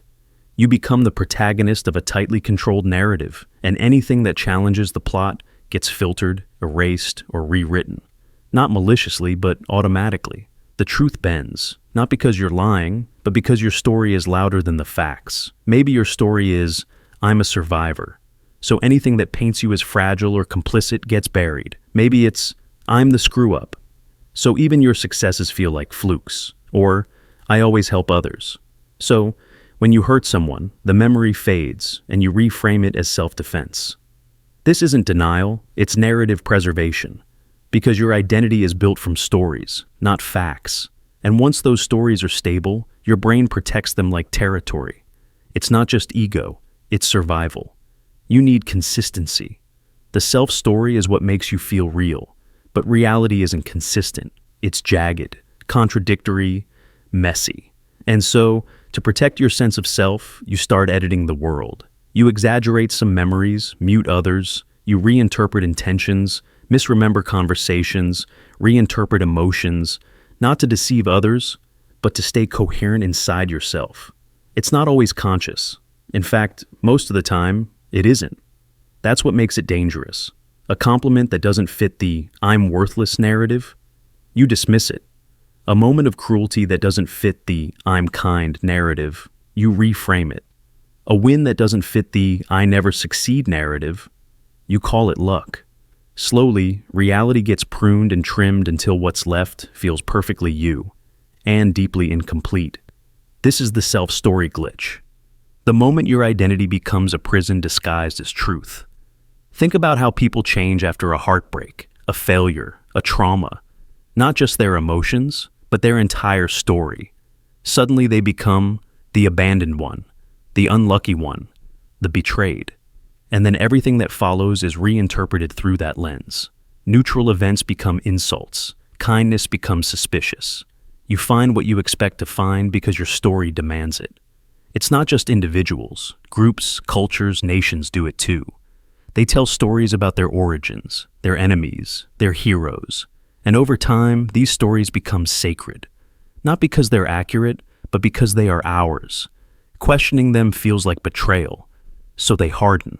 And any fact that threatens them is ignored. But here's the thing. The story isn't bad. It's human. We need stories to find meaning, to feel connected, to survive. The danger comes when the story becomes the only truth we'll accept. When your story says, "I'm always the one left behind," but in reality, you're the one who withdraws. When your story says, "I never get chances," but the truth is, you feared them when they came. When your story says, "I'm just unlucky," but you've been avoiding responsibility in subtle, quiet ways. The gap between story and truth is where suffering lives. So, how do you break the glitch? Not by deleting your story, but by loosening your grip on it. Start noticing the edits. Pay attention to the moments you flinch at praise, rationalize harm, avoid evidence. Ask yourself, what am I protecting? What would it cost me to let this be true? Because often, the real fear isn't that the story is wrong, it's that you won't know who you are without it. And that's the terrifying liberation. The truth that identity can evolve. You are not the story. You are the storyteller. Which means you can rewrite. You can widen the frame. You can let contradictions exist. You can hold kindness and cruelty, success and failure, fear and courage, without needing one to erase the other. It's not about deleting your past. It's about admitting that your story is a lens, not a mirror. And sometimes, to grow, you have to blur the edges of the script. So, the next time something doesn't fit your self-image, pause. Before you explain it away, before you twist it into a lesson or a metaphor or a mistake, just sit with it. Let it exist, unedited. Let it challenge you. Let it hurt, if it has to. Because those are the moments that hold real power, not the ones that confirm who you are, but the ones that complicate it. That's where truth lives, and that's where freedom begins. The certainty fetish. You want answers. Clean, sharp, simple answers. Not because the world is simple, but because uncertainty terrifies you. Ambiguity makes your stomach twist. Complexity feels like a threat. So, when someone hands you a confident truth, no matter how shallow, no matter how false, you grab it like a lifeline. That's the certainty fetish. It's not just a desire for truth, it's an addiction to clarity. A craving so strong, you'd rather be wrong than be unsure. Uncertainty is chaos. It's standing in a fog without a map. It's looking at life and realizing you might never really know why someone left, what the right decision is, what the future holds. Whether your belief system is solid or just a story that calms your fear, and instead of sitting with that storm, you do what the human brain evolved to do. You simplify, you cling, you reduce a nuanced world to good versus evil, right versus wrong, us versus them. It feels like strength, but it's not strength. It's armor made of denial. Imagine a person who joins a movement, not because they've examined every angle, but because it feels certain. It gives them language, enemies, a code to follow. Now they don't have to question, they just have to obey. Or think of someone who's been through heartbreak. Instead of wondering what really went wrong, they lock into a single story. They were the villain, I was the victim. End of story. Why? Because that certainty soothes the ache of ambiguity. The brain does this constantly. You read one article and form a conclusion. You meet one person and decide who they are. You hear one rumor and believe it instantly, if it aligns with what you already wanted to believe. That's not reason. That's relief. And that's what the certainty fetish is about. It's the worship of clarity over truth.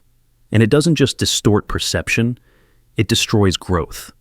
Because when you are addicted to certainty, you stop asking questions. You stop listening. You stop evolving. You become allergic to doubt, to complexity, to any idea that doesn't fit neatly inside your worldview. And so, your mind shrinks. Even as your confidence swells. We live in a world that rewards this. Politicians who speak in absolutes get more votes than those who admit nuance. Influencers who say always and never go viral, while those who hesitate get ignored. Even in science, where uncertainty should be sacred, there's pressure to sound confident. Because maybe doesn't sell. I don't know doesn't trend. But here's the truth most people run from. Real wisdom lives in uncertainty. The wisest people don't speak in absolutes. They ask better questions. They hold space for conflicting truths. They know that answers evolve, that meaning isn't fixed, that the human experience is too vast to fit inside a slogan. And most of all, they're not afraid to say, I don't know. But saying that takes courage, emotional courage, because it means giving up control. It means feeling naked in the storm of possibility. It means facing the truth that life doesn't owe you clarity, that sometimes the most honest thing you can say is, maybe. Why does this matter? Because the certainty fetish doesn't just shape your thoughts, it shapes your relationships. When you demand certainty, you become intolerant of people who disagree. You label them wrong, dangerous, brainwashed. You stop seeing their complexity, their pain, their humanity, and reduce them to threats. All because you couldn't stand the discomfort of not knowing who's right. You become a prisoner of your own righteousness. It shows up in religion, in politics, in identity, in everyday choices. You need a label, a side, a clean answer. So you flatten everything that doesn't fit. And in doing so, you lose touch with the living, breathing messiness that makes life real. You lose the ability to wonder, but what if you let go? What if you stopped needing everything to make sense? What if you could sit with the tension of both and instead of forcing either or? What if you realize that uncertainty isn't a void? It's a space of possibility. Because here's the thing. When you kill uncertainty, you kill growth. When you lock in your beliefs too tightly, you stop updating them. You stop listening. You stop learning. And you become exactly what you fear in others. Blind, dogmatic, stuck.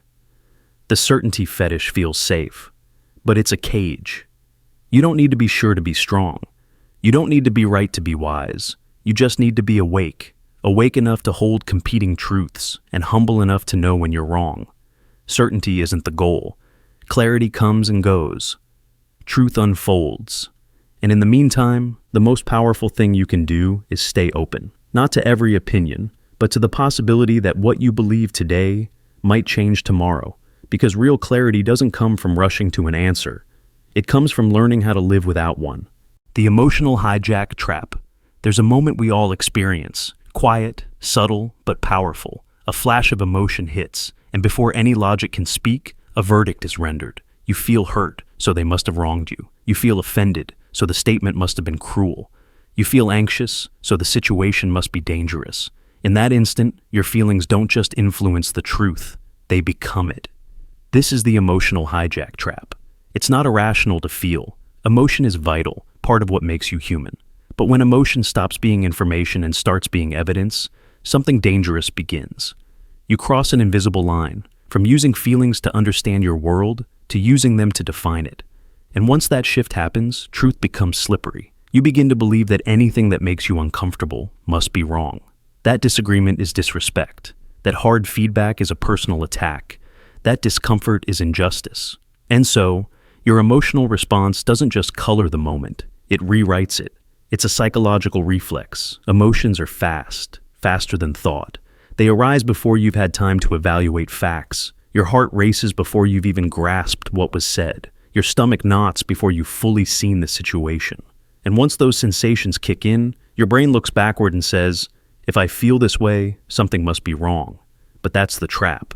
Because feelings are not facts, they're reactions. Reactions to perception. Reactions to stories you've internalized, wounds you haven't healed, patterns you've repeated. They are real, but they are not always true. Consider this. A person receives constructive criticism. It's factual, kind, even helpful, but it makes them feel small, exposed. So they decide, this was an attack. This was unkind. Not because of what was said, but because of how it made them feel. And that feeling becomes the courtroom, the judge, and the sentence. Or, imagine a public figure says something nuanced, supported by data, but it challenges your worldview. It stings. It rattles you. And so, instead of examining the claim, you dismiss it. That's hateful. That's toxic. That made me feel bad, so it must be dangerous. Not because it's false, but because it's uncomfortable. This isn't about sensitivity. This is about survival. Your brain evolved to prioritize emotion over logic in the name of speed. If something made you feel unsafe, your ancient wiring said, get away, don't analyze. That saved your life in the wild. But in today's world, that same mechanism can sabotage your growth. Because growth often feels bad. It feels like discomfort, like ego death, like shaking loose the stories you've built your identity on.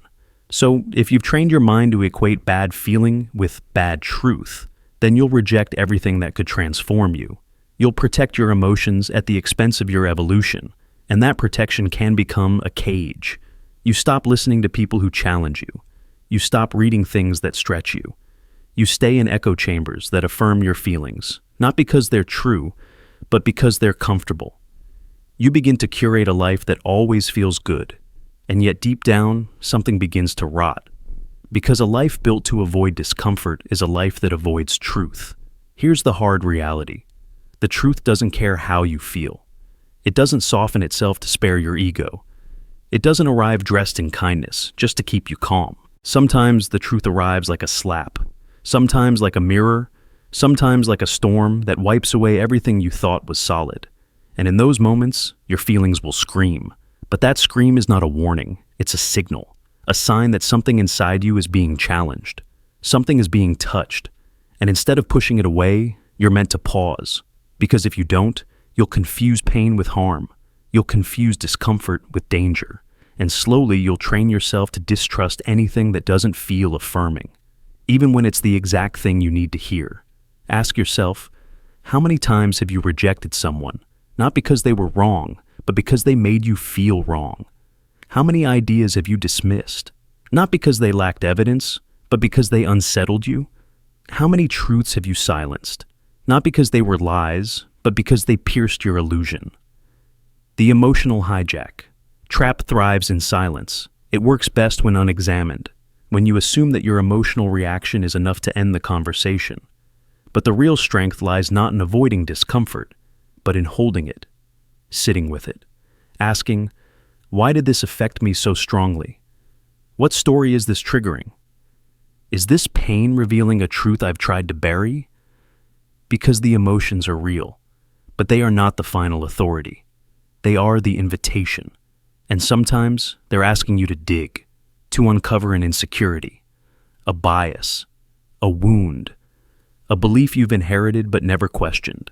And when you honor that invitation, when you sit in the heat without running, you begin to see clearly again. You stop mistaking your feelings for facts. You start using them as tools, as clues, as openings. This doesn't mean you ignore your emotions. It means you investigate them. You notice them. You validate them. And then go deeper. Because clarity is not found in comfort.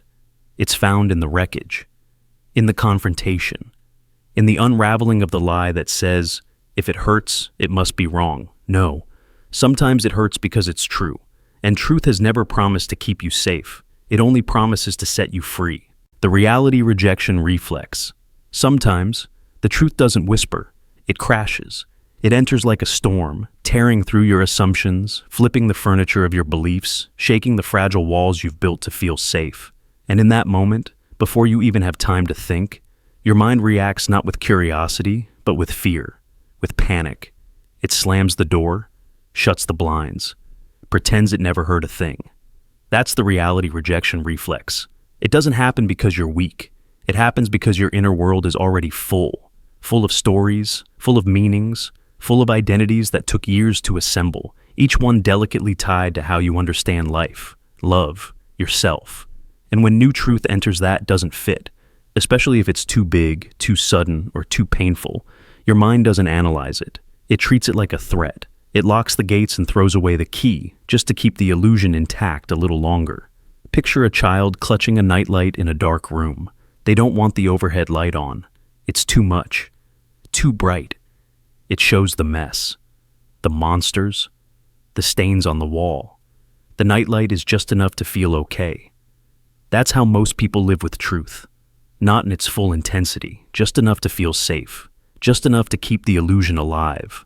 You might think you're open-minded, that you welcome feedback, that you love truth. But when it's about you, when it shatters your narrative, when it humbles you in front of others, when it forces you to rethink your entire identity, the door slams shut almost before the thought finishes forming. That can't be true. They don't know me. That's just their opinion. They're projecting. You call it skepticism, but it's fear in disguise. This reflex isn't always dramatic. Sometimes it's quiet. It looks like zoning out when someone gives you honest feedback. It sounds like laughter when someone gets vulnerable, because your mind can't handle that level of rawness. It looks like avoiding certain books, people, or questions, not because they're wrong, but because you know they might be right. And right now, you're not ready to face what that would mean. Think about how many times someone has told you a truth you weren't ready to hear. Maybe they said you were emotionally distant, that you were controlling, that you weren't as self-aware as you claimed. Did you listen? Or did your mind instantly launch a defense? Maybe you smiled politely while silently rejecting every word. Maybe you got angry. Maybe you disappeared. That's the reflex, and it runs deep. It protects your illusions. Illusions like, I'm a good person. I always mean well. I've already healed. I understand myself. I'm not like them. These illusions aren't evil. They're comforting. They help you function. But when truth shows up to upgrade you, these illusions panic. They scream. Because truth doesn't gently improve illusions, it destroys them. And your brain knows that. That's why it resists. Because truth, real truth, doesn't just rearrange your beliefs. It forces you to bury versions of yourself you once depended on.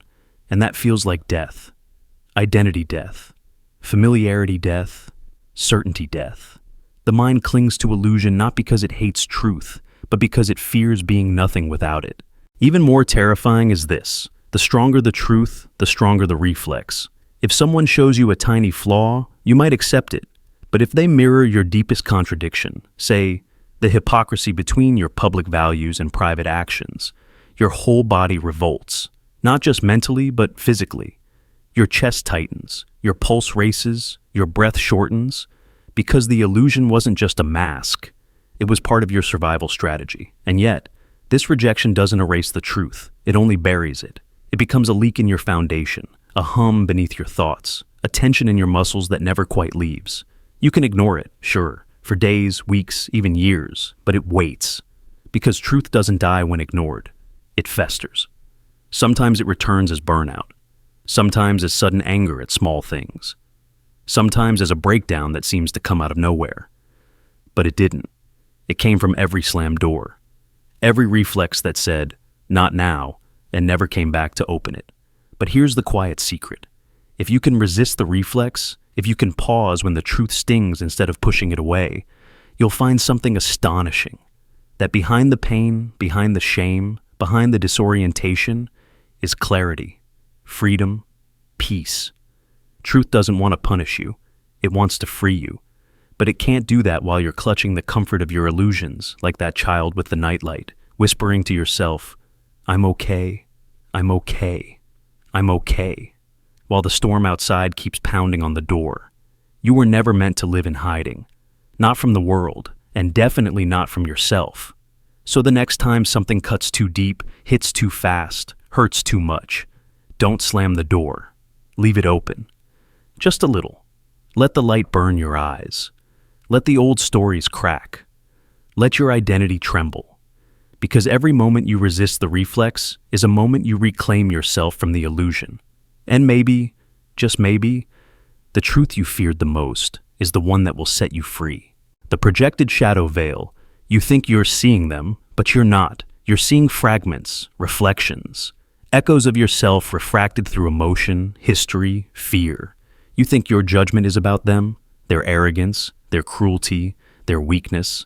But look closer. Sometimes the very thing you condemn in another is something you have not yet faced in yourself. This is the projected shadow veil. It's not deception, it's not manipulation, it's protection. The brain's defense against its own unbearable truths. Instead of admitting, this is inside me, you hurl it outward. You give your unwanted parts a new face. You assign them to others. You say, he's selfish, she's manipulative, they're fake. Never realizing, you're pointing at your own reflection, blurred just enough to deny. Projection isn't obvious, it's slippery. It feels righteous. You might rage at someone's ego while secretly craving recognition. You might call someone controlling while quietly obsessing over outcomes. You might judge a liar while still lying to yourself every single day. You claim to hate them, but really, somewhere deep down, you hate the part of you they awaken. The part you've tried to bury, erase, exile. The shadow isn't evil, it's just unseen. It's the shame you swallowed, the needs you were punished for, the impulses you learned to fear. It's the anger you weren't allowed to express, the pride you were told to suppress, the truth you weren't ready to name. And because it was never welcomed into the light, it learned to survive in disguise. But here's the cruel trick. What's unseen in you doesn't disappear. It festers. It finds masks. It grows louder in silence. And it leaks into your life through judgment, through reactivity, through the stories you tell about others. You claim to know their character, but often you're just describing the parts of you that you can't yet admit. This is why some people trigger you more than others, not because they're worse, but because they mirror something unhealed, an insecurity, a wound, a trait you've rejected. You say, I can't stand her energy, but maybe it's not her energy, it's yours, reflected back with too much clarity. You say, he's so fake, but maybe it's your own performance you're tired of living. We all wear veils, layers of identity, belief, defense. But when the veil becomes a filter, we no longer see the world. We see ourselves, scattered across it in distorted forms. We think we're making moral observations, but often we're hiding. Not from others, from the truth of what we carry. Think about the person you can't forgive, the one whose flaws feel unbearable. Ask yourself quietly, what part of me do they expose?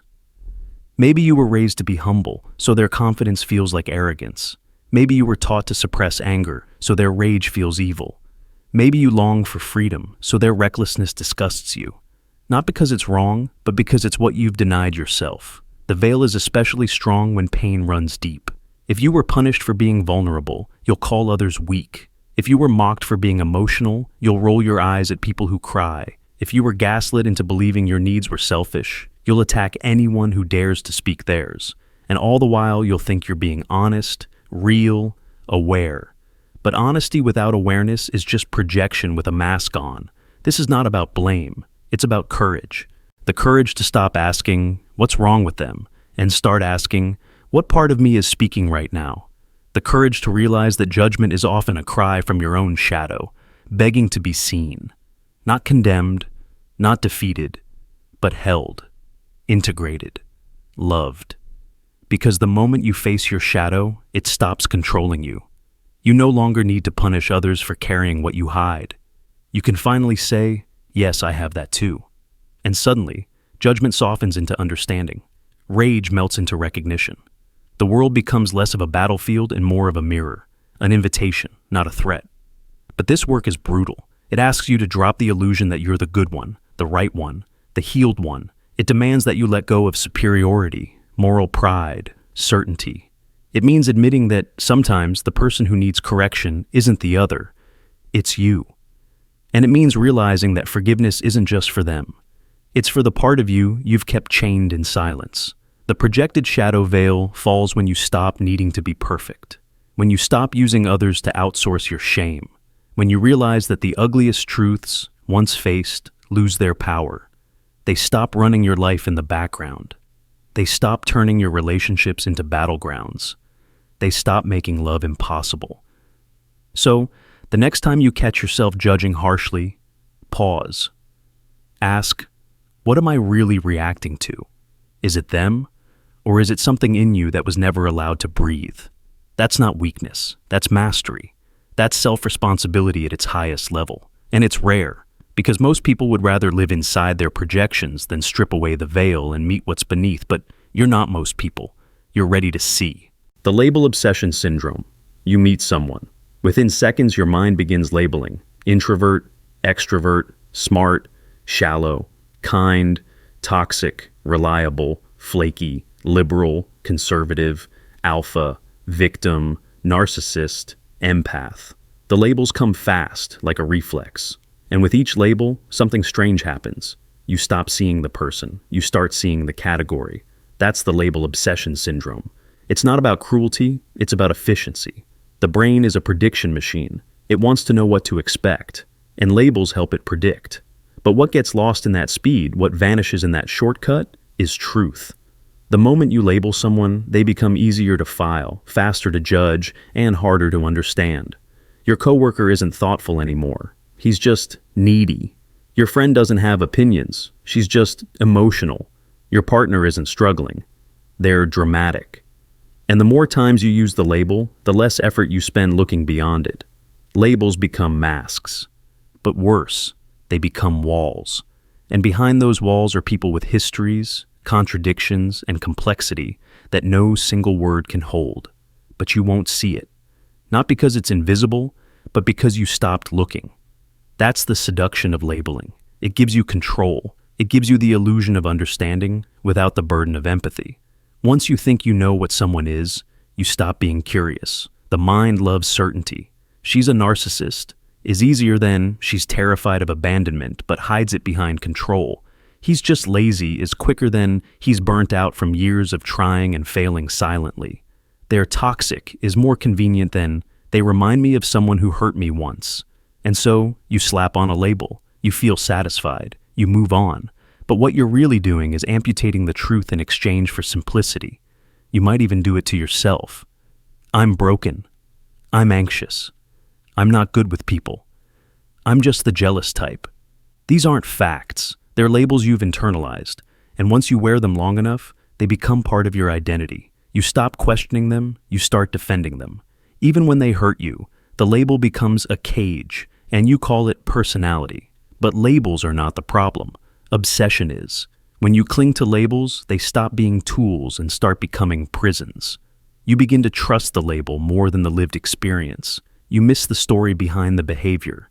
You ignore the shift, the context, the moment-to-moment evolution of a person. You confuse the map for the terrain, because here's the truth. No one is one thing. People are patterns, not portraits, moods, not models. A person can be compassionate on Tuesday and defensive on Wednesday. They can be growing in one area and collapsing in another. But labels don't allow for that flexibility. They freeze people in time. And when you freeze someone, you no longer relate to them. You relate to your idea of them. That's why relationships fracture. That's why healing fails. That's why conversations die before they begin. Because you're no longer speaking to a human.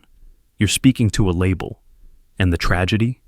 You miss what's real. You miss the flickers of vulnerability, the signals of change, the chance to actually understand someone, because the label is louder than the truth. You don't see the father trying to reconnect. You see the absentee. You don't see the child acting out. You see the problem kid. You don't see the friend pulling away. You see the narcissist. Maybe you're right. Maybe you're not. But if the label blinds you to context, then even the right word can lead to the wrong conclusion. So, what's the alternative? Pause. When the urge to label comes, notice it. Ask yourself, what am I avoiding by using this word? Is it effort? Is it uncertainty? Is it compassion? Let yourself sit in the discomfort of not knowing, because not knowing keeps you open. Ask, What else could be true? What don't I see yet? What might this person be protecting? These questions don't erase harm, they don't justify pain, but they bring back dimension. They remind you that everyone you meet is in the middle of a story you haven't read yet, including you. Let people be complex, let yourself be wrong. Let truth be bigger than the first word that comes to mind, because labels can help you name what hurts, but obsession with them numbs what's human. And sometimes, the most generous thing you can do for someone is to look past the word and see the person again, even if it takes more time, even if it asks more of you, even if it means letting go of the story you've been telling. Because in the end, no one is a label. We are all unfinished sentences. The repressed memory block. There are parts of you you've forgotten, not by accident, not because they weren't important, but because remembering them would have broken you. Moments, emotions, faces, words, sealed off behind layers of mental fog. You didn't just forget. You chose to. Or rather, a part of you chose for you. That's the repressed memory block. A defense mechanism so deep, so automatic, that entire truths, entire chapters of your life, get locked in the basement of your mind. Not erased, just buried, alive. And while you move on, those buried truths never stay still. They leak. They twist the way you see. They speak through your fears, your habits, your self-sabotage. You don't know why you shut down when someone raises their voice, why you push away the people who love you, why you panic in stillness or flee from success. You think it's personality. You think it's weakness. But often, it's memory. Forgotten pain replaying itself as instinct. Because memory isn't just a timeline, it's a trigger system. The past lives in the present through the body. A scent, a tone, a shadow of resemblance. And suddenly your heart races, your chest tightens, your mind blanks. Trauma doesn't always announce itself. Sometimes it whispers in avoidance, in silence, in the gaps you can't explain. Repression is not forgetting. It's survival. The mind hides what the child couldn't handle, what the teen couldn't process, what the adult still fears to name.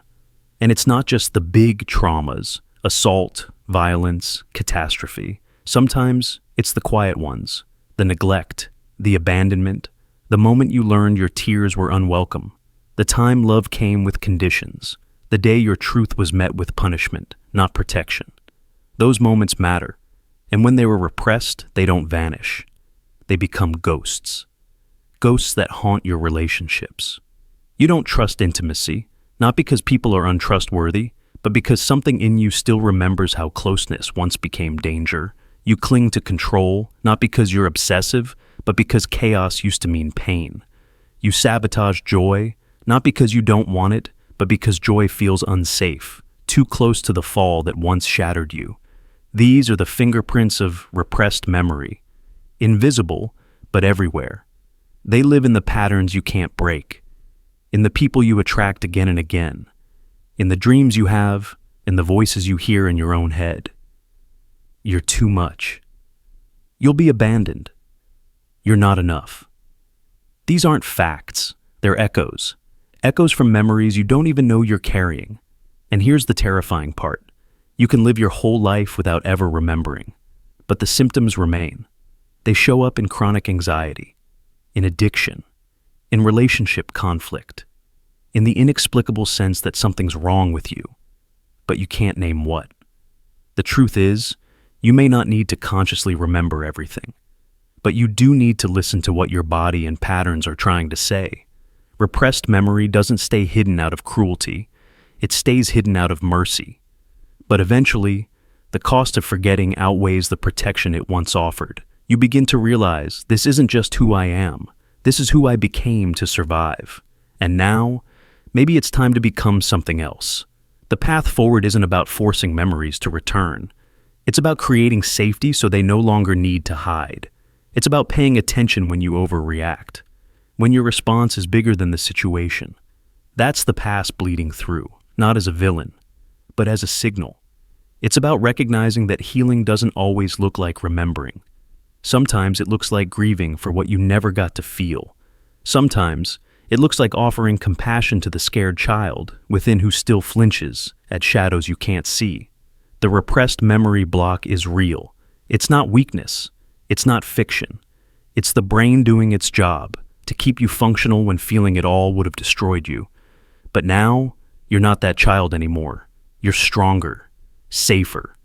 And the ghosts don't have to stay ghosts. If you slow down, if you listen, if you stop running from the silence, you'll start to hear them. And they won't scream, they'll whisper. They'll whisper truths you always knew, somewhere deep. Not to punish you, but to free you. Because the parts of you you've buried are still waiting to be held. And until they are, they will hold you. The thought loop denial. You've had that thought before. Not once, not twice, but hundreds of times. Maybe even thousands. It loops in your mind like a song you never asked to hear. Predictable, persuasive, familiar. I'm not good enough. No one ever stays. I always mess things up. It's too late for me. And with each repetition, it feels more real, more permanent, more true. But what if it's not? What if it's just the loudest voice in a room you forgot how to leave? This is the thought loop denial. It's what happens when a belief becomes so familiar, so rehearsed, that you no longer recognize it as a thought. You see it as reality. You stop questioning it. You stop examining where it came from, or whether it still fits. And instead, you wear it like skin. You say, "This is who I am." But what if it isn't? What if it's just a loop? And worse, what if the loop is lying? The human brain thrives on repetition. The more often a pathway is traveled, the smoother it becomes. Neurons fire, patterns strengthen, and soon your inner monologue sounds less like a choice and more like a script.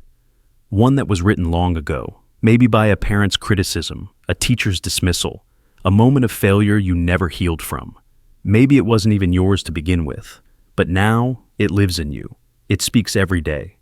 And you believe it not because it's wise, but because it's loud. This is how the thought loop denial works.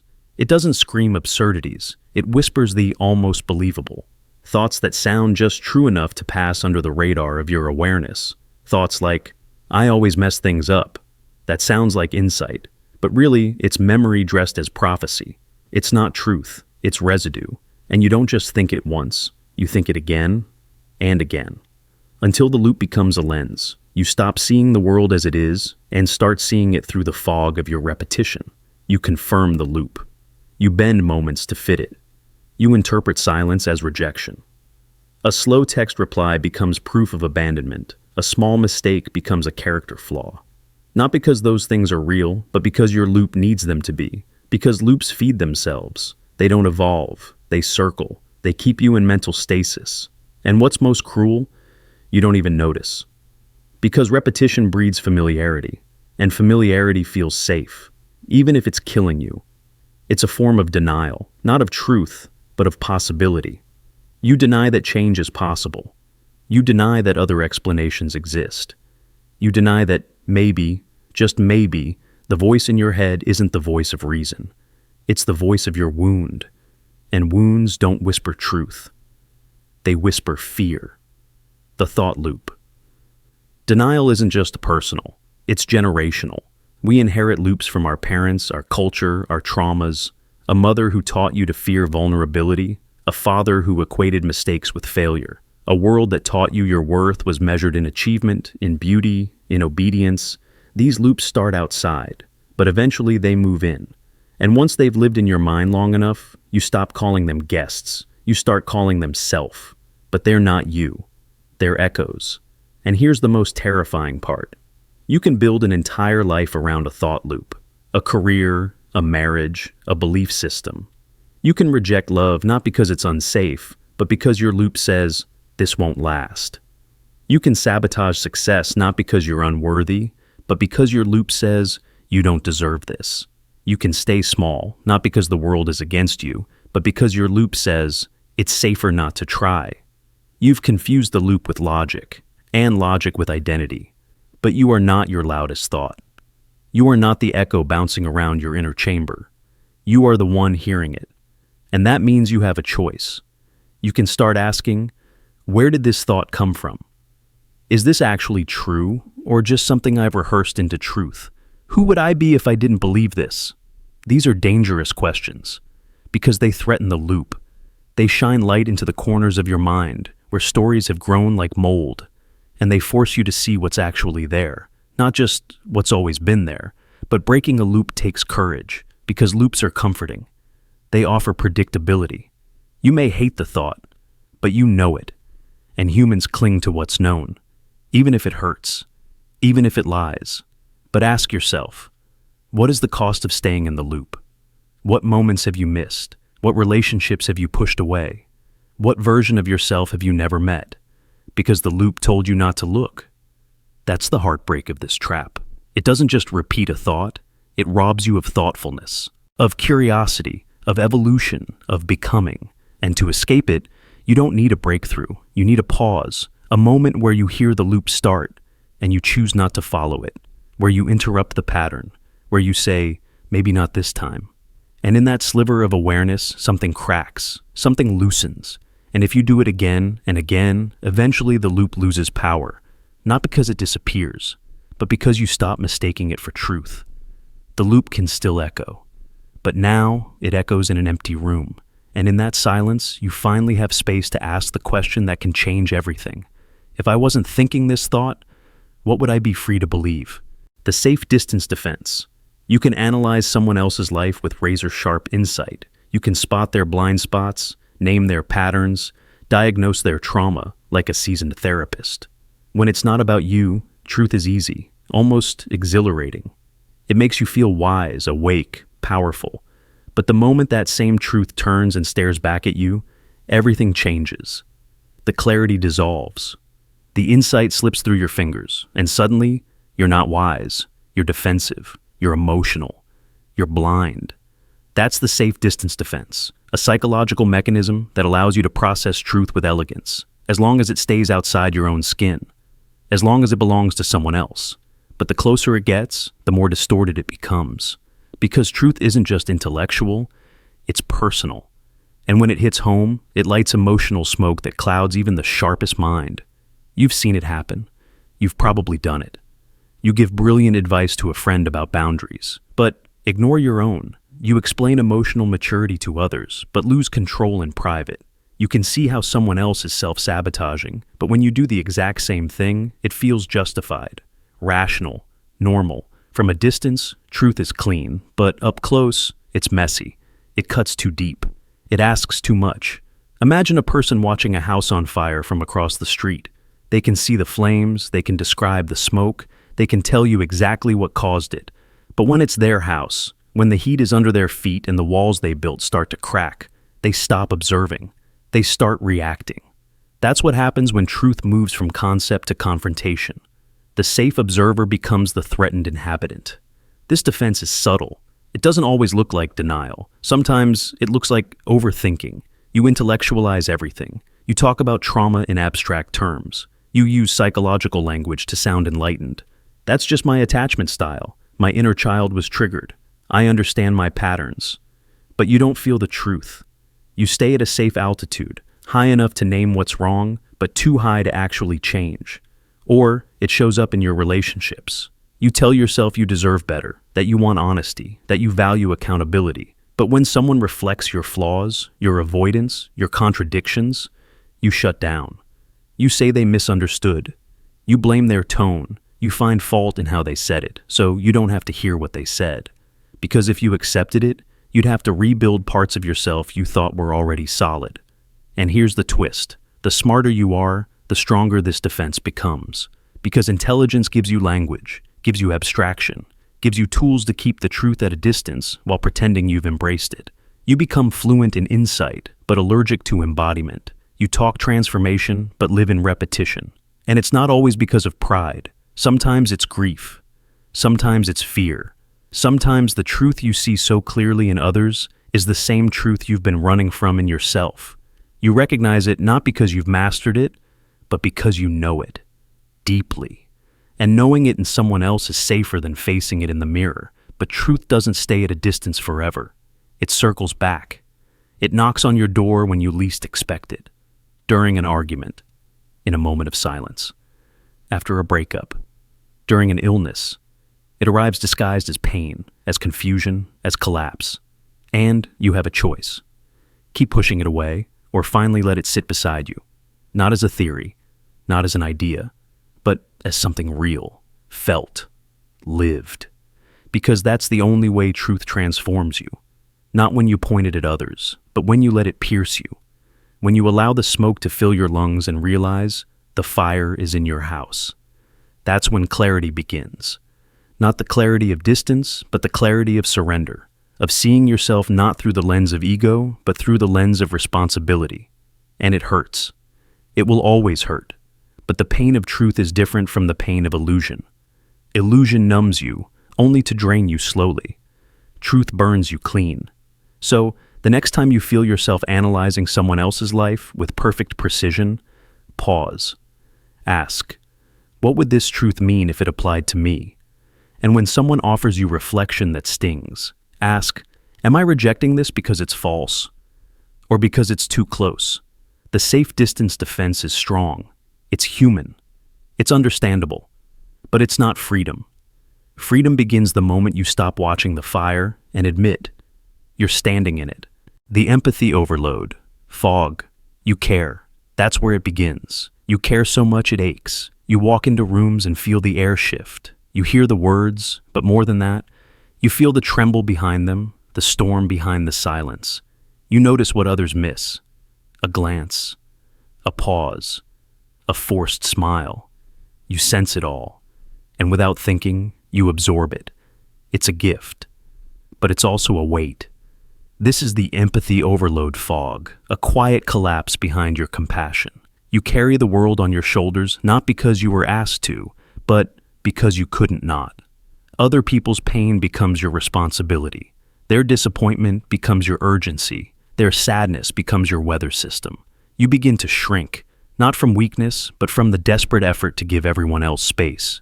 You become the emotional anchor, the safe one, the listener, the helper. But slowly, invisibly, your own truth starts to dim. Your needs feel like burdens. Your feelings become afterthoughts.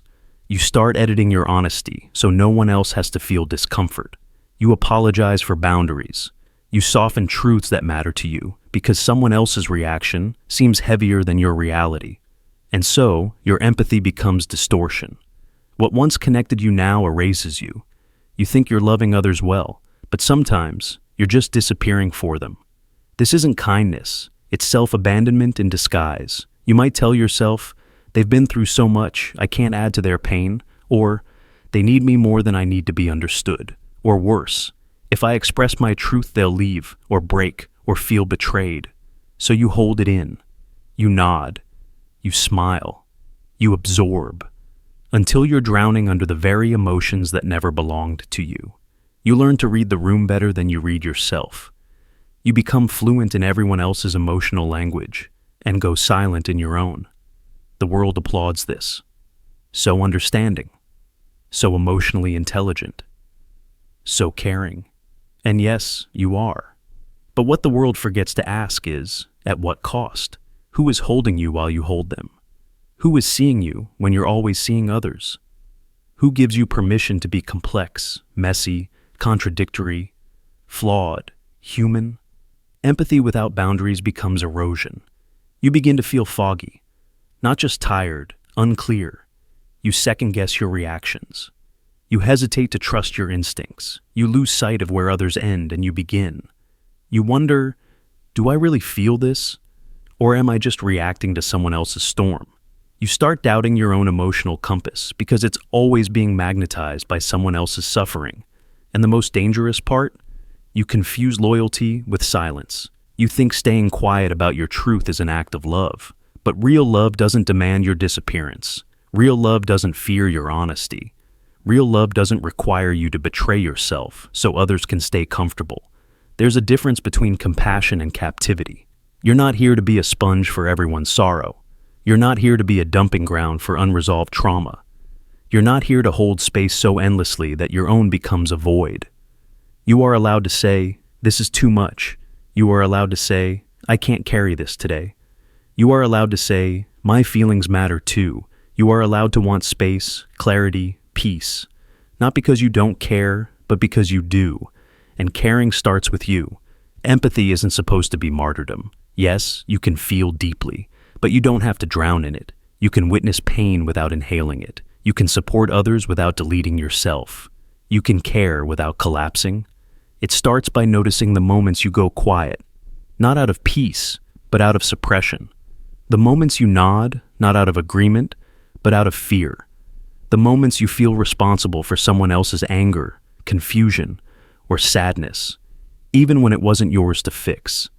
Empathy without clarity becomes entanglement, and clarity begins with truth, your truth. The one you've been softening, silencing, shelving. The one that says, I'm overwhelmed. I need help too. I have limits. I don't always agree. That truth isn't betrayal, it's balance. And without it, you'll keep giving from an empty well until all that's left is resentment in disguise. You don't owe anyone your exhaustion. You don't have to earn love by bleeding emotionally. Take off the emotional backpack that was never yours. Speak the truth you've been scared to name. Let your heart be tender, but not transparent to the point of vanishing. Let others feel their own feelings. Let discomfort teach them too. You don't have to absorb their lesson to love them, because your peace matters. Your voice matters. And your empathy doesn't have to come at the cost of your selfhood. You are not selfish for stepping back. You are not cruel for saying no. You are not unkind for needing room to breathe. You are human. And your humanity deserves the same tenderness you give away so easily. The logic without soul fallacy. You pride yourself on clarity. Data, ratios, proofs, these make sense. They feel clean, reliable, emotions feel sloppy. Anger distorts, joy distracts, grief drags. So, you decide. Only logic will guide you. If a claim cannot survive deduction, you reject it. If a story bleeds feelings, you label it anecdote. You think you are forging a sword of reason, immune to sentiment. But step closer.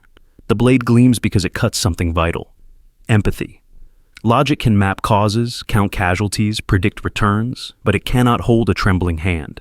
It cannot hear the undertone in a yes that means no. It cannot measure the distance between words unsaid. When you strip life to premises and conclusions, you miss the currents running beneath. A spreadsheet can prove layoffs raise quarterly margins. It cannot record the muffled sob of a father carrying a cardboard box on his last walk from the office. A law can define consent. It cannot detect the fear hidden behind forced laughter. Justice calibrated solely by logic can be blind, but it can also be deaf. Still, you insist feelings are variables to be neutralized. You repeat, facts care nothing for feelings. The phrase feels righteous, but feelings care nothing for your phrase. They move crowds, tilt elections, end wars, start them. A single image of a child on a shoreline can sway more policy than a decade of climate reports. You call it irrational. Reality calls it human. Consider medical diagnostics. An algorithm may rank symptoms with perfect logic, yet patients heal faster when a doctor sits, not stands, and says, I'm with you. Consider criminal justice. Mandatory minimums followed a neat syllogism. Deterrence equals safety. Decades later, statistics reveal communities broken, recidivism high, safety elusive. The equation ignored trauma, poverty, context. Logic without soul becomes brittle architecture, impressive until the first real storm. Look inward. You recall moments you lost someone, won something, stood at thresholds of change. Did a logical theorem steady your breath? Or was it the warmth of a voice saying, I get it, I'm here? Even your devotion to logic began with a feeling, the safety of certainty, the thrill of mastery. Emotion is not the enemy of reason, it is its origin story. The fallacy survives because it flatters. It masks fear of chaos behind banners of order. It promises a world where heartache can be debugged like code, but no algorithm calculates the exact weight of regret, the velocity of hope, the half-life of shame. These cannot be reduced without distortion. Instead, they must be held, witnessed, integrated. So what does integration look like? It looks like listening for undertones while evaluating arguments. It sounds like pausing a slide deck to ask how the change will feel on the ground. It feels like tension, holding two truths. Evidence guides policy, empathy guides application. It means admitting that a perfectly logical plan can still be wrong if it wounds what makes us human. Begin small. Next time you form a conclusion, scan your body. Is there tightness that data alone cannot explain? Treat it as information, not interference. When someone disagrees, resist diagnosing their feelings as flaws. Ask what experience shaped their stance. Logic builds bridges of steel. Empathy lays the planks we actually walk on. The goal is not to abandon logic. It is to seat it at a round table with compassion, memory, imagination, courage. Let numbers speak, but let stories reply. Let syllogisms propose, but let lived realities veto. When reason and empathy negotiate, decisions breathe. One warning: this balance will frustrate you. It will slow you down, blur edges, force revision of neat models. Good. Slowness invites reflection. Blurred edges mirror life's gradients. Revised models honor new data, emotional data included. Because the heart of reality is not cold. It beats. It pauses. It aches. If your worldview cannot feel that pulse, your conclusions will stand like statues, admirable, unmoving, and eventually ignored. People follow those who see them, not those who solve them. So test your logic, sharpen it, wield it, but sheath it when a story asks to be heard. Reality is not a problem set. It is a chorus. Facts are the notes, feelings are the rhythm. Strip one from the other, and the music stops. Now test yourself. Recall the last time numbers alone felt triumphant, but left a room colder. Remember the policy that looked ingenious until you met those it governed. Replay the argument you won, yet carried home as a hollow victory. Each memory is a waypoint on the map toward integration. They whisper the same lesson. Impact outranks accuracy when hearts are involved. So, let your analytics sparkle, but braid them with listening. Let research guide you to the door, then let compassion open it. Logic without soul is light without warmth. Visible, but lifeless. You deserve both. We all do. Pair logic's crystalline lines with empa. The past self filter. You think you're making decisions in the present. You believe you're responding to now. But in truth, you're often reacting to then, to a version of yourself that no longer exists, but still holds the blueprint of how life feels, what people do, and what you're allowed to expect. That's the past self filter. It's the lens built from old fears, old patterns, old wounds, and it quietly rewrites reality to match what you already believe to be true. You see kindness and brace for manipulation. You hear silence and assume rejection. You feel happiness and expect the crash. Not because that's what's actually happening, but because that's what used to happen. Somewhere in your history, a version of you learned that safety meant suspicion, that love meant inconsistency, that vulnerability meant pain. And even now, after years have passed, that old version is still the one behind the wheel. The past. Self-filter doesn't just distort what you see, it edits what you allow in. New people, new experiences, new opportunities. They get distorted, reshaped, mistranslated. Not because they're unworthy, but because they don't match the rules your trauma wrote. And those rules?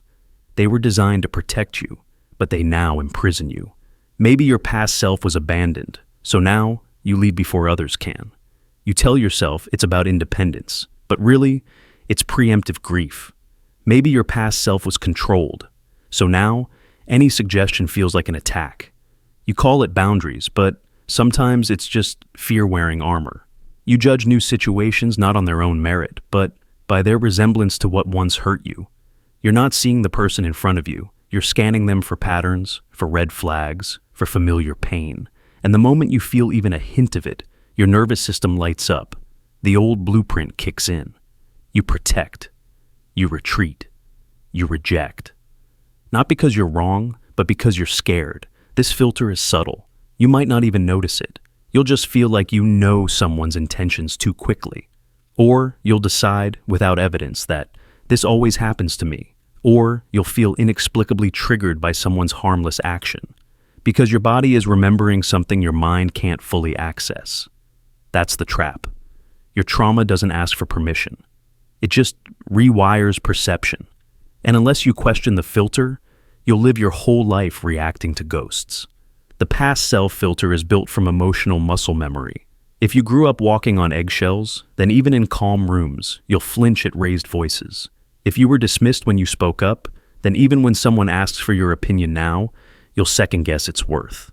Your past doesn't just haunt your memory, It shapes your reflexes. And without awareness, those reflexes become your reality. But the real tragedy? You might push away what you've always wanted because it arrives in a form your past didn't prepare you for. Someone respects your boundaries and you feel distant. Someone shows up consistently and you feel bored, mistaking peace for emptiness because chaos once felt like love. Someone holds space for your emotions and you panic because vulnerability used to mean risk. That's the cost of the filter. It doesn't just block pain. It blocks healing. And until you update it, you'll keep recreating the same story with different characters. So, what do? You start by recognizing that not every emotion is a fact, that not every instinct is insight, that sometimes the fear you feel isn't about now. It's the echo of a child who never got to feel safe, finally being heard. You pause. You question. Is this reaction mine or hers? His? The version of me that was still in survival mode? You notice when your body tenses without cause, when you dismiss good things too quickly, when you sabotage connection just as it starts to deepen. You don't shame yourself for these moments. You thank your past self for trying to protect you. But then you gently say, I'm not there anymore. Because you're not. You've grown. You've healed, even if not fully. And you don't need to carry the entire weight of who you were into every moment of who you are becoming. The past self filter was useful once. It made sense. It kept you alive. But survival is not the same as living, and protection is not the same as truth. There's a version of you now that's wiser, stronger, more capable than the one who built the filter. Let that version lead. Let them open the window. Let them see what the old you never got to see, that sometimes people stay, that sometimes you're allowed to be soft, that sometimes joy doesn't mean a crash is coming, it just means you're safe now, and that sometimes the scariest thing isn't being hurt again. It's realizing you've been safe for a while now, and you just didn't know how to see it. The spectator escape fantasy. You tell yourself you're just observing, just watching the world unfold. You study people, analyze conversations, dissect emotions like a surgeon who doesn't bleed. You're the quiet one in the room who sees everything but feels distant from it. You think it's insight, maturity, wisdom, but maybe, just maybe, it's something else. Maybe you've turned your own life into theater, a story you narrate from the balcony because stepping onto the stage feels too raw, too exposed. Maybe you've mistaken observation for safety, and safety for truth. But in that distance, something vital is lost. This is the spectator escape fantasy. It's the fantasy that says, if I understand everything, I won't have to feel anything. That says, if I stay detached, I can't get hurt. So, instead of living, you interpret. Instead of feeling, you diagnose. Instead of engaging, you reflect. Quietly, endlessly. Your whole existence becomes a kind of emotional journalism. You write essays in your mind about what you should have said, what they must be thinking, why it unfolded the way it did. And in that endless script, you feel clever, but you feel alone because you're not really in the scene. You're sitting just behind it, detached, removed, safe, but numb. It's easier to become a critic than a participant, to watch your life like it's a documentary narrated by someone else. When something painful happens, you don't cry, you interpret. Of course I feel abandoned. That's the mother wound. When someone leaves, you don't grieve, you deconstruct. This is what happens when attachment systems clash. You analyze the story arc instead of feeling the ache, and that ache, it's still waiting. Because analysis doesn't dissolve pain, it just delays it. What you've built is a fortress of intellect, one that keeps chaos out, but also locks your aliveness in. You've mistaken thinking for healing, insight for movement, but you can't think your way out of a broken heart. You can't philosophize your way into vulnerability, and you cannot dissect truth and expect to absorb it fully, because truth is not an idea, it's an experience, and experiences don't happen in the mind, they happen in the body. That's what makes this fantasy so seductive. It flatters your intelligence. It tells you you're evolved, that you're beyond the mess, that you're holding space when really, you're just hiding. Behind language, behind detachment, behind the illusion of control, you've become a spectator of your own life, and that feels safe, until it doesn't. Until you realize the thing you're observing is slipping away. The connection, the love, the present moment, all passing by while you document it from a mental distance. And what's worse, no one else can feel your presence, because you're not really there. You're inside your head, watching it like a movie with commentary. But you don't cry in the theater. You don't scream or dance or touch. You sit in the dark, quietly, intellectually entertained, while life happens without you. That's the cost. You miss the intimacy of being fully in something, of fumbling your way through feeling without needing to know why yet, of risking vulnerability before wrapping it in theory. You give up the messiness of living for the illusion of understanding. But understanding without presence is empty. And presence requires risk. The risk of feeling it all, without a lens, without a script, without pausing to make it make sense, just being in it. The heat, the fear, the joy, the shame, the beating pulse of the unfiltered moment. That's what the Spectator fantasy protects you from. Not just pain, but aliveness. You watch love instead of falling into it. You write poems about freedom instead of running barefoot through the field. You imagine courage, but you never throw yourself into the thing that might break you. Because as long as you're analyzing, you're not exposed. But what if exposure is exactly what you need? What if the trembling, the tears, the confusion, the cracking open that you've been narrating from a distance are the doorway to the truth you keep searching for? You've convinced yourself that understanding is enough.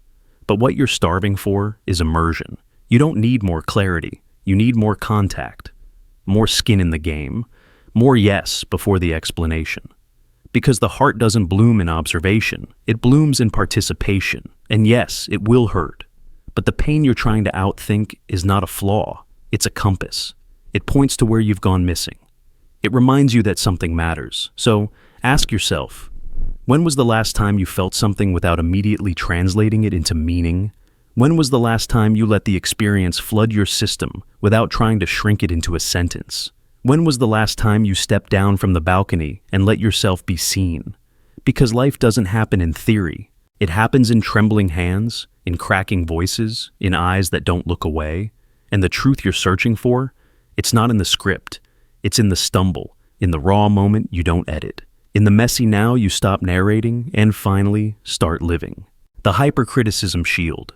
You pride yourself on your critical thinking, your ability to see flaws, spot inconsistencies, dismantle poor logic with surgical precision.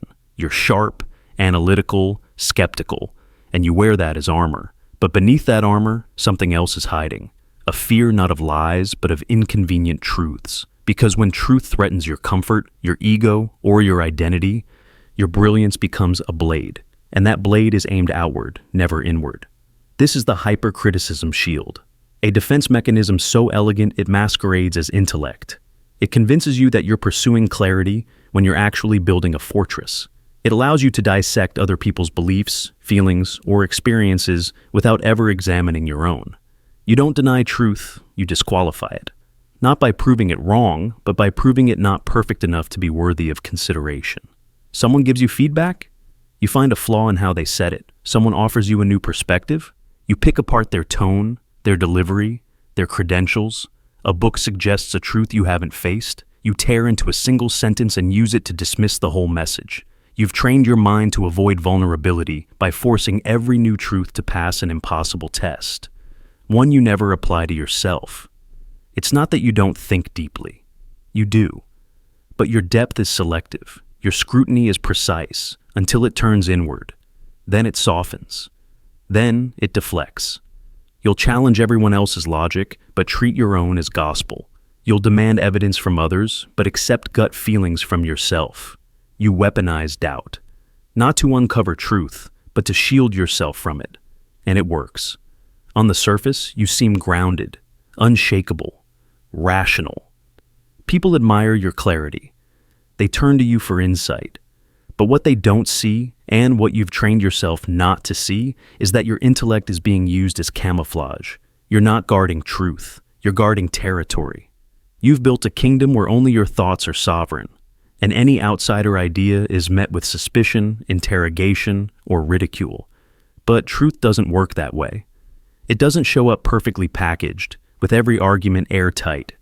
Sometimes it arrives messy, emotional, human.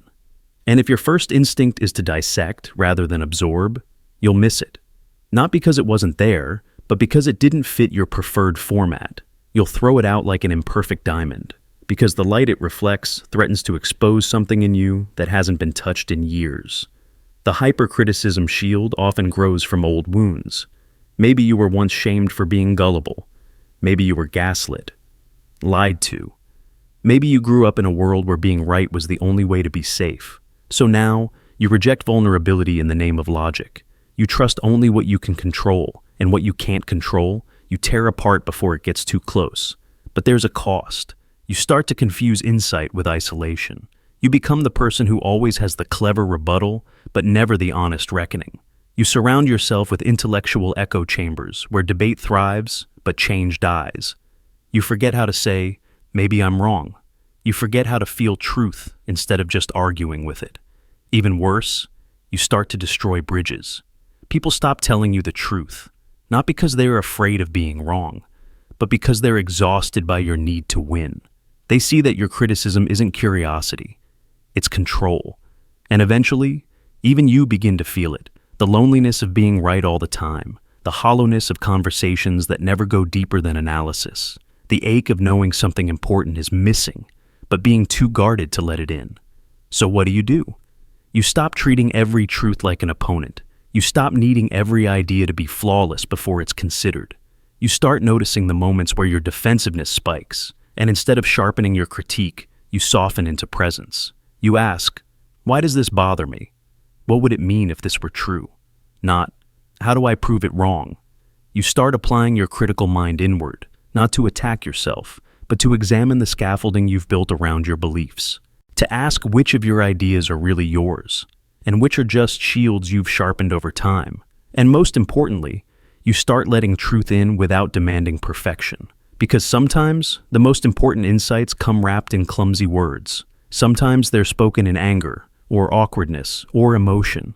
And if your need for flawlessness blinds you to meaning, you'll miss the very things that could free you. Intellect is a gift. But if it becomes your only lens, you'll spend your life winning arguments instead of transforming through them. You'll become a master of critique and a stranger to growth. Truth doesn't need to pass your test. You need to pass truth's test. And that begins not with analysis, but with humility. So the next time someone says something that makes you flinch, pause before you tear it apart. Maybe that flinch is where the real truth lives. Maybe the shield isn't keeping you safe anymore. Maybe it's keeping you small. The fear of change, firewall. Maybe not consciously, maybe not clearly, but somewhere beneath the noise, a truth has been tapping on the edges of your awareness, knocking, whispering, flickering like a flame behind the curtain. You feel it when you're still. You feel it when the distractions fade. But instead of looking at it, you flinch. You scroll. You run.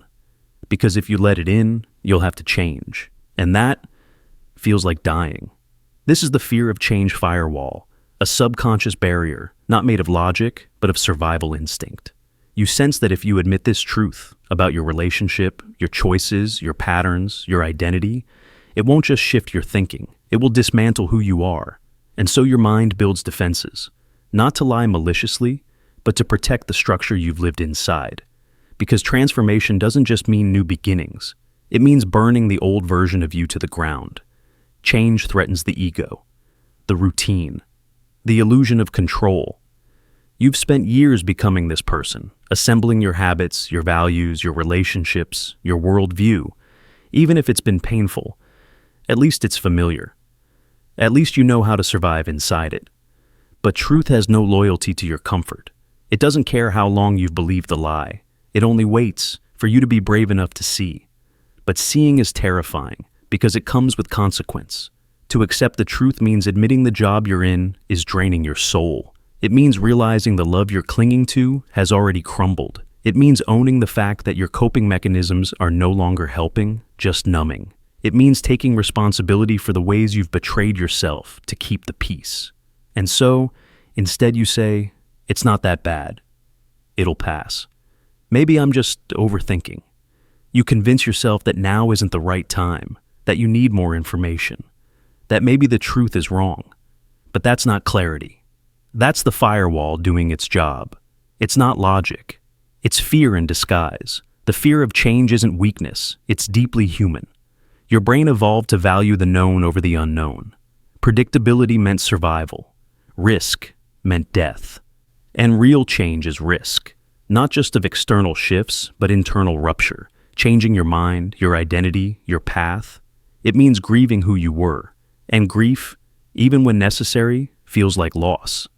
That's why you protect the familiar, even when it's broken. It's why people stay in roles they hate, why they keep relationships that crush their spirit, why they hold beliefs that no longer fit who they're becoming. Because shedding those things feels like tearing off a layer of skin. You're not just letting go of what no longer serves you, you're letting go of what once saved you, that survival strategy, that version of yourself, that coping structure. You built it for a reason, and now, facing the truth means saying goodbye. But here's what the firewall doesn't tell you. You are allowed to outgrow your past. You are allowed to question what you've inherited from your family, your culture, your younger self. You are allowed to say, "This was once true for me, but it no longer is." That's not betrayal. That's evolution. Growth feels like death at first because the parts of you that can't survive your next chapter will scream the loudest before they leave. The patterns that kept you safe will panic. The identities you wore like armor will beg you to stay small. Your fear will create phantom dangers, whispering that you will be alone, rejected, unrecognizable if you change. But fear is not prophecy. It's a threshold. And every time you choose not to walk through, you reinforce the wall. You teach your body that change equals threat. You teach your mind that truth equals danger. And slowly you become a version of yourself that looks like stability, but feels like suffocation. Ask yourself, what am I pretending not to know? What truth have I placed behind glass, close enough to feel, but far enough to delay? What would I have to give up if I finally let it in? Maybe it's not your environment that's killing your growth. Maybe it's the firewall. Maybe the real prison is not your circumstances, but your refusal to question them. Maybe the old self isn't being attacked. It's just being invited to rest, to end, to step aside so something truer can emerge. Because underneath the fear is freedom, not comfort, not certainty, but freedom, the kind that comes with alignment, with honesty, with the raw, terrifying beauty of saying, I don't know who I'll be on the other side, but I can no longer stay here. Truth doesn't destroy you. It dismantles the false structures you mistook for home. It burns the masks you confused for your face. It clears the room so your real voice can echo again. It makes you feel lost before you feel found, but only because it's wiping away the map you no longer need. So, if something in you is whispering, "This must change," listen. Not because it's easy, but because it's true. And truth is not the enemy, it's the key. The applause identity loop. You don't start out performing, not really. You start with a feeling, an instinct, a quiet truth about who you are. But then someone notices. A parent smiles when you act polite. A teacher praises you when you play by the rules. A crowd laughs when you play the clown. And without realizing it, something shifts. The applause feels good. It feels like love, like safety, like proof that you're doing something right. So you do it again. You adjust, fine-tune, become more of what earns the claps and less of what doesn't. This is the beginning of the applause identity loop. At first, it's subtle. You exaggerate one trait, suppress another. You lean into what's welcomed and shrink away from what's met with silence. But over time, the performance becomes the personality. The mask becomes muscle. And then one day, you don't remember who you were before people started clapping. You say you're authentic, but how much of that authenticity was shaped by audience demand? You say it's just who you are, but how much of that you is a reaction to what earned you belonging? This isn't vanity, it's survival. Because when applause becomes your compass, truth becomes negotiable. You'll say what lands, not what's real. You'll act in ways that maintain the image, even if it costs your peace. You'll shrink your questions, mute your complexity, pretend you're sure, just to stay in character. And here's the glitch. The more applause you get, the harder it becomes to stop. Because now your worth is tied to the echo. And silence feels like rejection. So you post what's expected. You say what will resonate. You become predictable, polished, hollow. This doesn't just happen on stages. It happens in families, friendships, workplaces. You become the strong one, so you never admit you're tired. You become the funny one, so no one takes your pain seriously. You become the helper, so asking for help feels like failure. Your role gets rewarded, and so you play it, again and again, until you forget it's a role. And the worst part? People will love the version of you they clapped for. But applause isn't intimacy, it's feedback. It rewards performance, not truth. And over time, you'll feel the gap.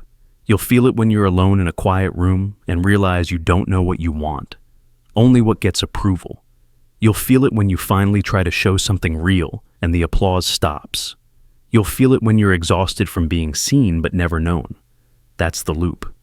And it's addictive, because the identity built on validation is always hungry.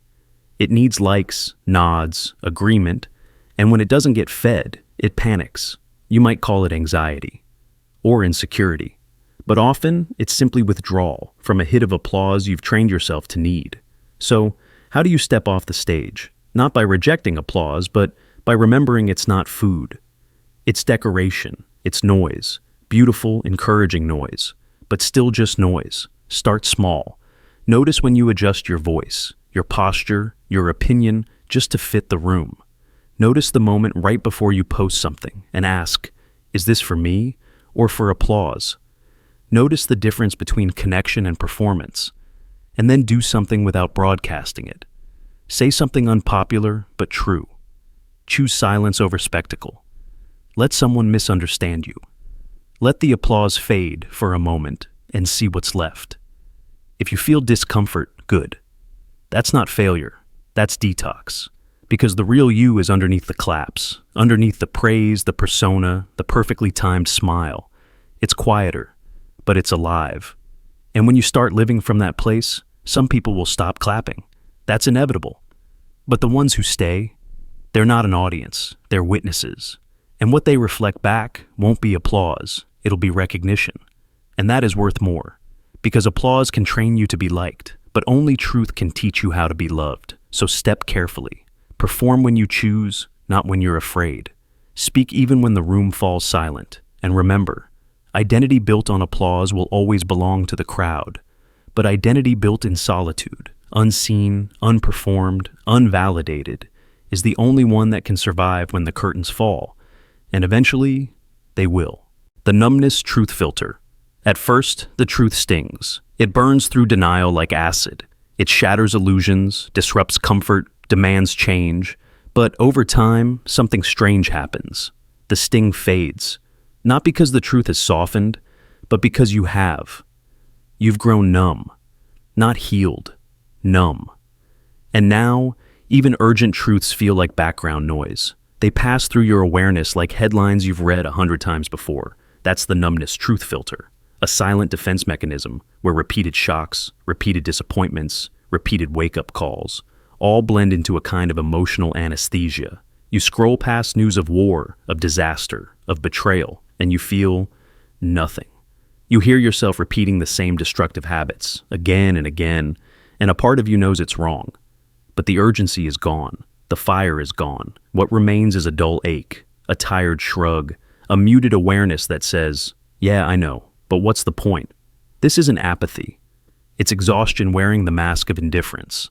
There's a cost to caring, especially when truth keeps wounding you, when each revelation just adds another layer of helplessness. So, eventually your system protects you, not by denying the truth, but by disconnecting from it. The lights are on, the facts are clear, but the feeling is gone. This happens slowly. The first time someone lies to you, your heart races. You feel betrayed, alert, ready to confront. The fifth time, your pulse barely moves. Not because you've forgiven them, but because your mind's already filed it under normal. Your boundaries don't collapse with force. They erode with repetition. You don't stop reacting because the truth stopped mattering. You stop reacting because your nervous system gave up waiting for change. This is especially common in trauma survivors. When you grow up around chaos, your brain adapts by dampening its own alarms. You can't stay in a state of emergency forever, so you go numb. And that numbness becomes your filter. You see danger, but your body doesn't respond. You hear abuse, but it sounds like static. You notice self-sabotage, but it feels like watching a movie you've already seen. You don't fight, you don't flee, you freeze, you disassociate. You say, "This is just how it is." Even in healing, numbness can sneak in. You've gone to therapy, you've journaled, you've done the work. And now the truth that once made you cry just makes you tired. You speak about your pain with calm detachment. You're not overwhelmed anymore, but you're not alive either. You're floating above the truth instead of living inside it. And that detachment feels like control, but often it's just avoidance in a prettier costume. The numbness truth filter is dangerous because it doesn't block truth. It flattens it. It turns sharp edges into soft echoes. And when the truth stops cutting, it also stops motivating. You know you're stuck. You know what needs to change. But knowing isn't enough. The signal can't reach your will. It's like hearing a fire alarm in someone else's house. Yes, it's alarming, but it's not yours. So, how do you break through? Not by chasing intensity, not by shocking yourself back to life, but by reconnecting with meaning. The goal isn't to make truth hurt again, it's to make it matter again. You sit with one truth, just one, and instead of analyzing it, you feel it, in your body, in your breath. You let the numbness speak. You ask it why it's there, what it's protecting, what it's tired of carrying. Because numbness is never random, it's earned. It's built like scar tissue, layer by layer, wound by wound. And like scar tissue, it dulls sensation. But it also holds history. Maybe the numbness is your body's way of saying, "I've been through too much to keep reacting to everything." Maybe it's saying, "I'm not lazy, I'm overwhelmed." Maybe the real truth is not the one you've grown numb to, but the one you've grown numb from. So reconnect. Not with drama, not with guilt, but with gentleness. Start small, a memory, a song, a sentence that once moved you, a conversation where you stay present even when you want to disappear. You won't feel everything at once. You're not supposed to. But with each choice to lean in, you unfreeze another part of yourself. Truth doesn't need to scream. It just needs to be felt. And even if you feel nothing at first, keep showing up. Because numbness is not the absence of feeling. It's the presence of too much feeling. Trapped. Trapped behind years of survival, silence, and self-protection. But if you listen closely, you'll hear it. That small voice beneath the filter. Still alive, still aching, still hoping to be heard. And maybe, just maybe, it's time to let it speak again. The overcomplication reflex. Sometimes the truth is simple, but simple can be terrifying. So instead of facing it, you overthink, you theorize, you build complex frameworks in your mind. You break the moment down into 10 variables, each with subconditions. You label it, dissect it, turn it over in your head again and again, until the raw truth is no longer visible, buried beneath a fog of analysis. This is the overcomplication reflex. It's what happens when the clarity of truth is too sharp to hold, so you smother it in abstraction. You pile mental noise on top of emotional clarity, not because you're trying to lie, but because the truth is too direct, too demanding, too painful in its simplicity. You say things like, "I'm just processing," or "It's more nuanced than that."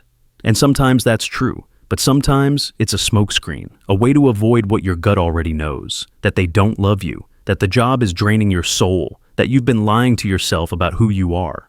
But instead of sitting in that knowing, you intellectualize. You say, "Well, maybe they're emotionally avoidant due to unresolved childhood patterns, and I may have projected," when the truth is, they don't want you. And that's a hard thing to sit with. So your mind builds a labyrinth, convincing you that if you just think harder, deeper, longer, you'll find a way around the pain. But there is no way around. There is only through. The overcomplication reflex is clever. It flatters your intelligence. It tells you that you're being wise, that you're avoiding rash decisions. It makes you feel in control. But control is the illusion. What you're really doing is stalling, protecting your heart from a truth your mind is too afraid to accept. And the tragedy is, truth doesn't need to be complex, but pain makes it feel that way. You confuse clarity with cruelty. You think, it can't be that simple. If it hurts this much, there must be more to it. But pain doesn't always mean complexity. Sometimes it just means it's real, but you don't want it to be real, so you build mental architecture to delay it. You study psychology, philosophy, attachment theory, shadow work. You create entire frameworks to explain what could be answered in a whisper, This is over. I'm not okay. I need to leave. I want more. But those words burn. So instead of speaking them, you surround them with layers. You turn insight into insulation. You write essays instead of setting boundaries. You ask endless questions instead of telling the truth. You bury yourself in thinking until you're no longer living. Because the overcomplication reflex doesn't just block clarity, it blocks movement. You stay in toxic cycles because you've convinced yourself the situation is too complicated to walk away from.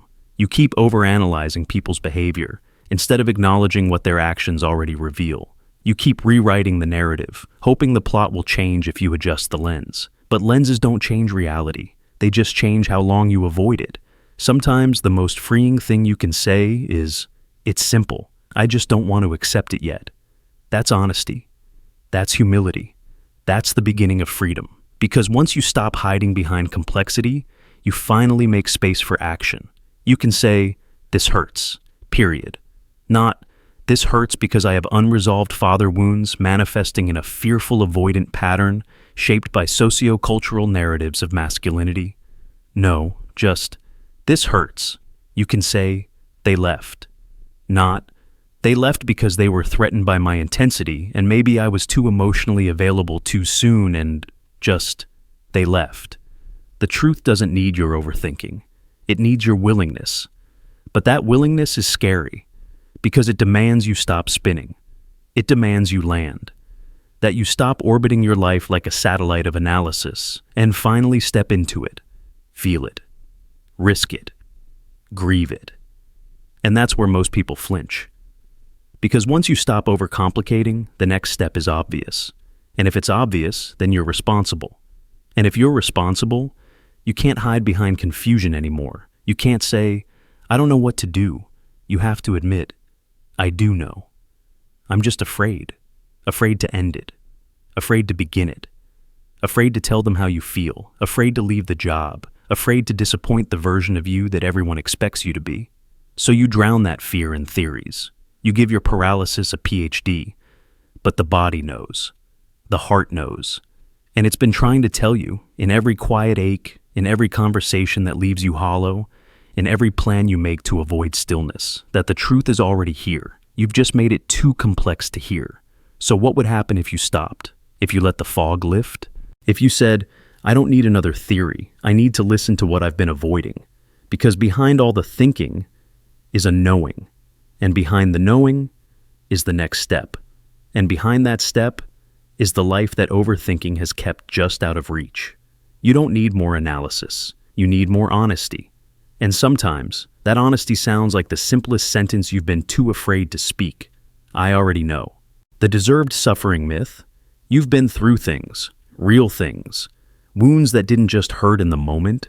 They shaped you, left marks, not just on your body, but on your perception, your relationships, your idea of who you are. And somewhere along the line, that pain stopped being temporary. It became familiar, and then it became you. Not something you carried, but something you were. And that's when the deserved suffering myth began to whisper in your mind. It sounds like guilt, like humility, like wisdom even. But it's none of those things. It's a lie dressed as loyalty to your pain. It says, if you suffered, you must have deserved it. And if you didn't deserve it, you still need to suffer more, because healing too quickly would feel dishonest, because happiness would feel like betrayal, because moving on would mean you're leaving behind a version of yourself that fought to survive. So even when truth shows up, truth that could heal you, free you, give you peace, you hesitate. You don't trust it. You question it. You call it fake, naive, or unearned. You say things like, "It's not that simple," or "I can't just let go," or "maybe for other people, but not for me." Not because you truly believe that healing is impossible, but because you've built meaning out of your pain. And if that pain goes away, you don't know who you are anymore. The deserved suffering myth is brutal. It makes you suspicious of comfort. It makes you reject kindness. It makes you question love. You find a person who sees the best in you, and you push them away. You hear a message that could soften you, and you shut down. You feel peace for one brief moment, and you sabotage it. Not because you want to suffer, but because suffering has become your compass. It tells you where you belong. Somewhere along the line, pain became proof. Proof that you're paying your debt. Proof that you're doing the work. Proof that you haven't forgotten. And when healing knocks, you don't open the door. Because deep down, you believe healing should hurt. That redemption must be earned. That scars are sacred. And forgetting them would be a betrayal. But here's the most tragic part. When relief finally does arrive, when someone offers you grace or joy or truth, you don't feel joy. You feel doubt, like you've missed something. Like there's a trap hidden in the softness. You say, "This feels too easy." You say, "What's the catch?" Because when pain becomes your home, peace feels like a foreign land. It's not that you don't want it, it's that you don't know how to trust it. This myth doesn't just live in trauma survivors. It lives in perfectionists, in people pleasers, in those who carry generational guilt. It's the voice that says, "You haven't done enough," even when you've done more than most. It's the internal critic that refuses to rest. The part of you that thinks peace is a lie, or at least a privilege you haven't earned. And it's seductive. Because as long as you suffer, you don't have to forgive yourself. You don't have to change. You don't have to let go of the story where you're the one who's always trying, always hurting, always sacrificing. That story is painful, but it's safe. You know how to survive there. You've mastered it. But survival isn't living, and suffering isn't meaning. And not all pain is noble. Sometimes, healing is the harder choice, not because it hurts more, but because it asks you to release the identity you built to survive. It asks you to stop earning your worth through endurance. It asks you to believe, for once, that you are already enough, that your suffering is not proof of your goodness, that your pain is not required for your purpose. Imagine this. Someone comes to you, offering real relief, not as a trick, not as a shortcut, just truth. Maybe it's a realization.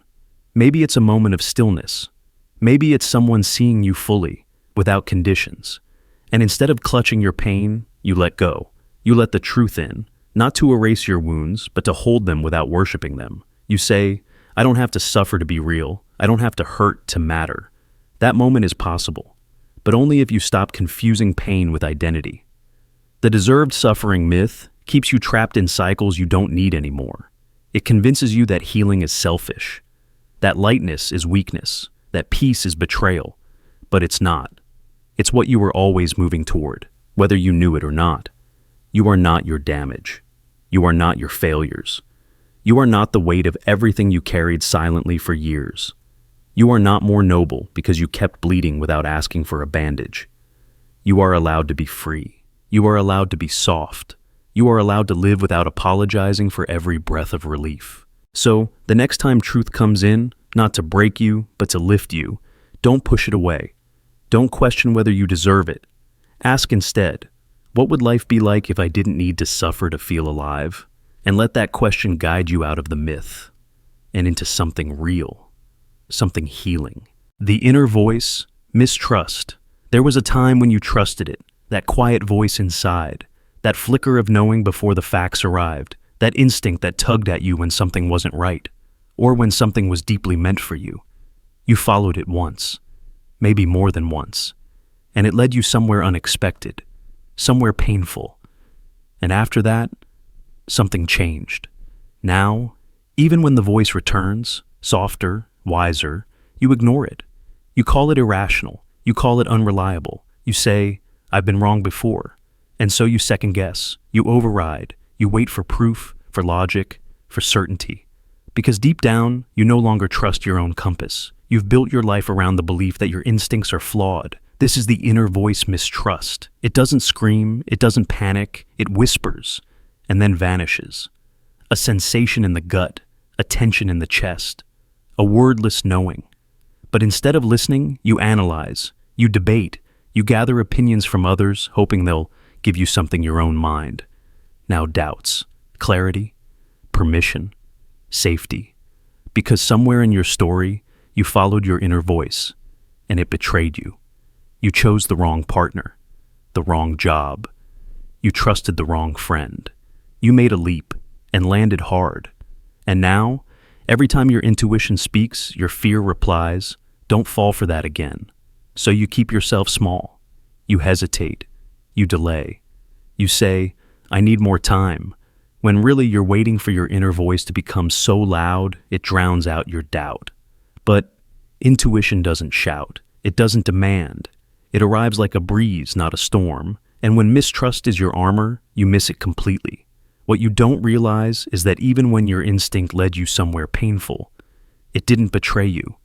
It led you where your soul needed to go, where the lesson lived, where the truth was buried, that heartbreak, that loss, that rupture. It may not have been what you wanted, but it revealed what you needed to grow. The voice wasn't wrong, it was honest. But now, because the truth once hurt, you silence it. You confuse pain with error. You've made safety your god. And in doing so, you've turned your deepest intelligence into an enemy. You live from the neck up. You rationalize everything. You research, calculate, ask for advice, but you never check in with your inner pulse. Because what if it's wrong again? What if it ruins everything? But here's what you forget. It already hurts to ignore it. That fog you feel, that tightness in your life, that aching indecision, that's the consequence of abandoning yourself. You don't feel safer by mistrusting your voice. You feel lost, fragmented, quietly at war. Because intuition doesn't go silent when you reject it. It just becomes harder to recognize. And over time, your choices become shaped not by truth, but by avoidance. Not by clarity, but by fear. You become so good at tuning out your instincts that you forget how to feel them. You stay in jobs that drain you, relationships that numb you, habits that shrink you, not because they're right, but because they're familiar. And the longer you ignore the voice, the easier it is to mistake survival for stability. But here's the truth. Your inner voice isn't perfect. It doesn't come with guarantees, but it's yours. It's the most ancient part of you.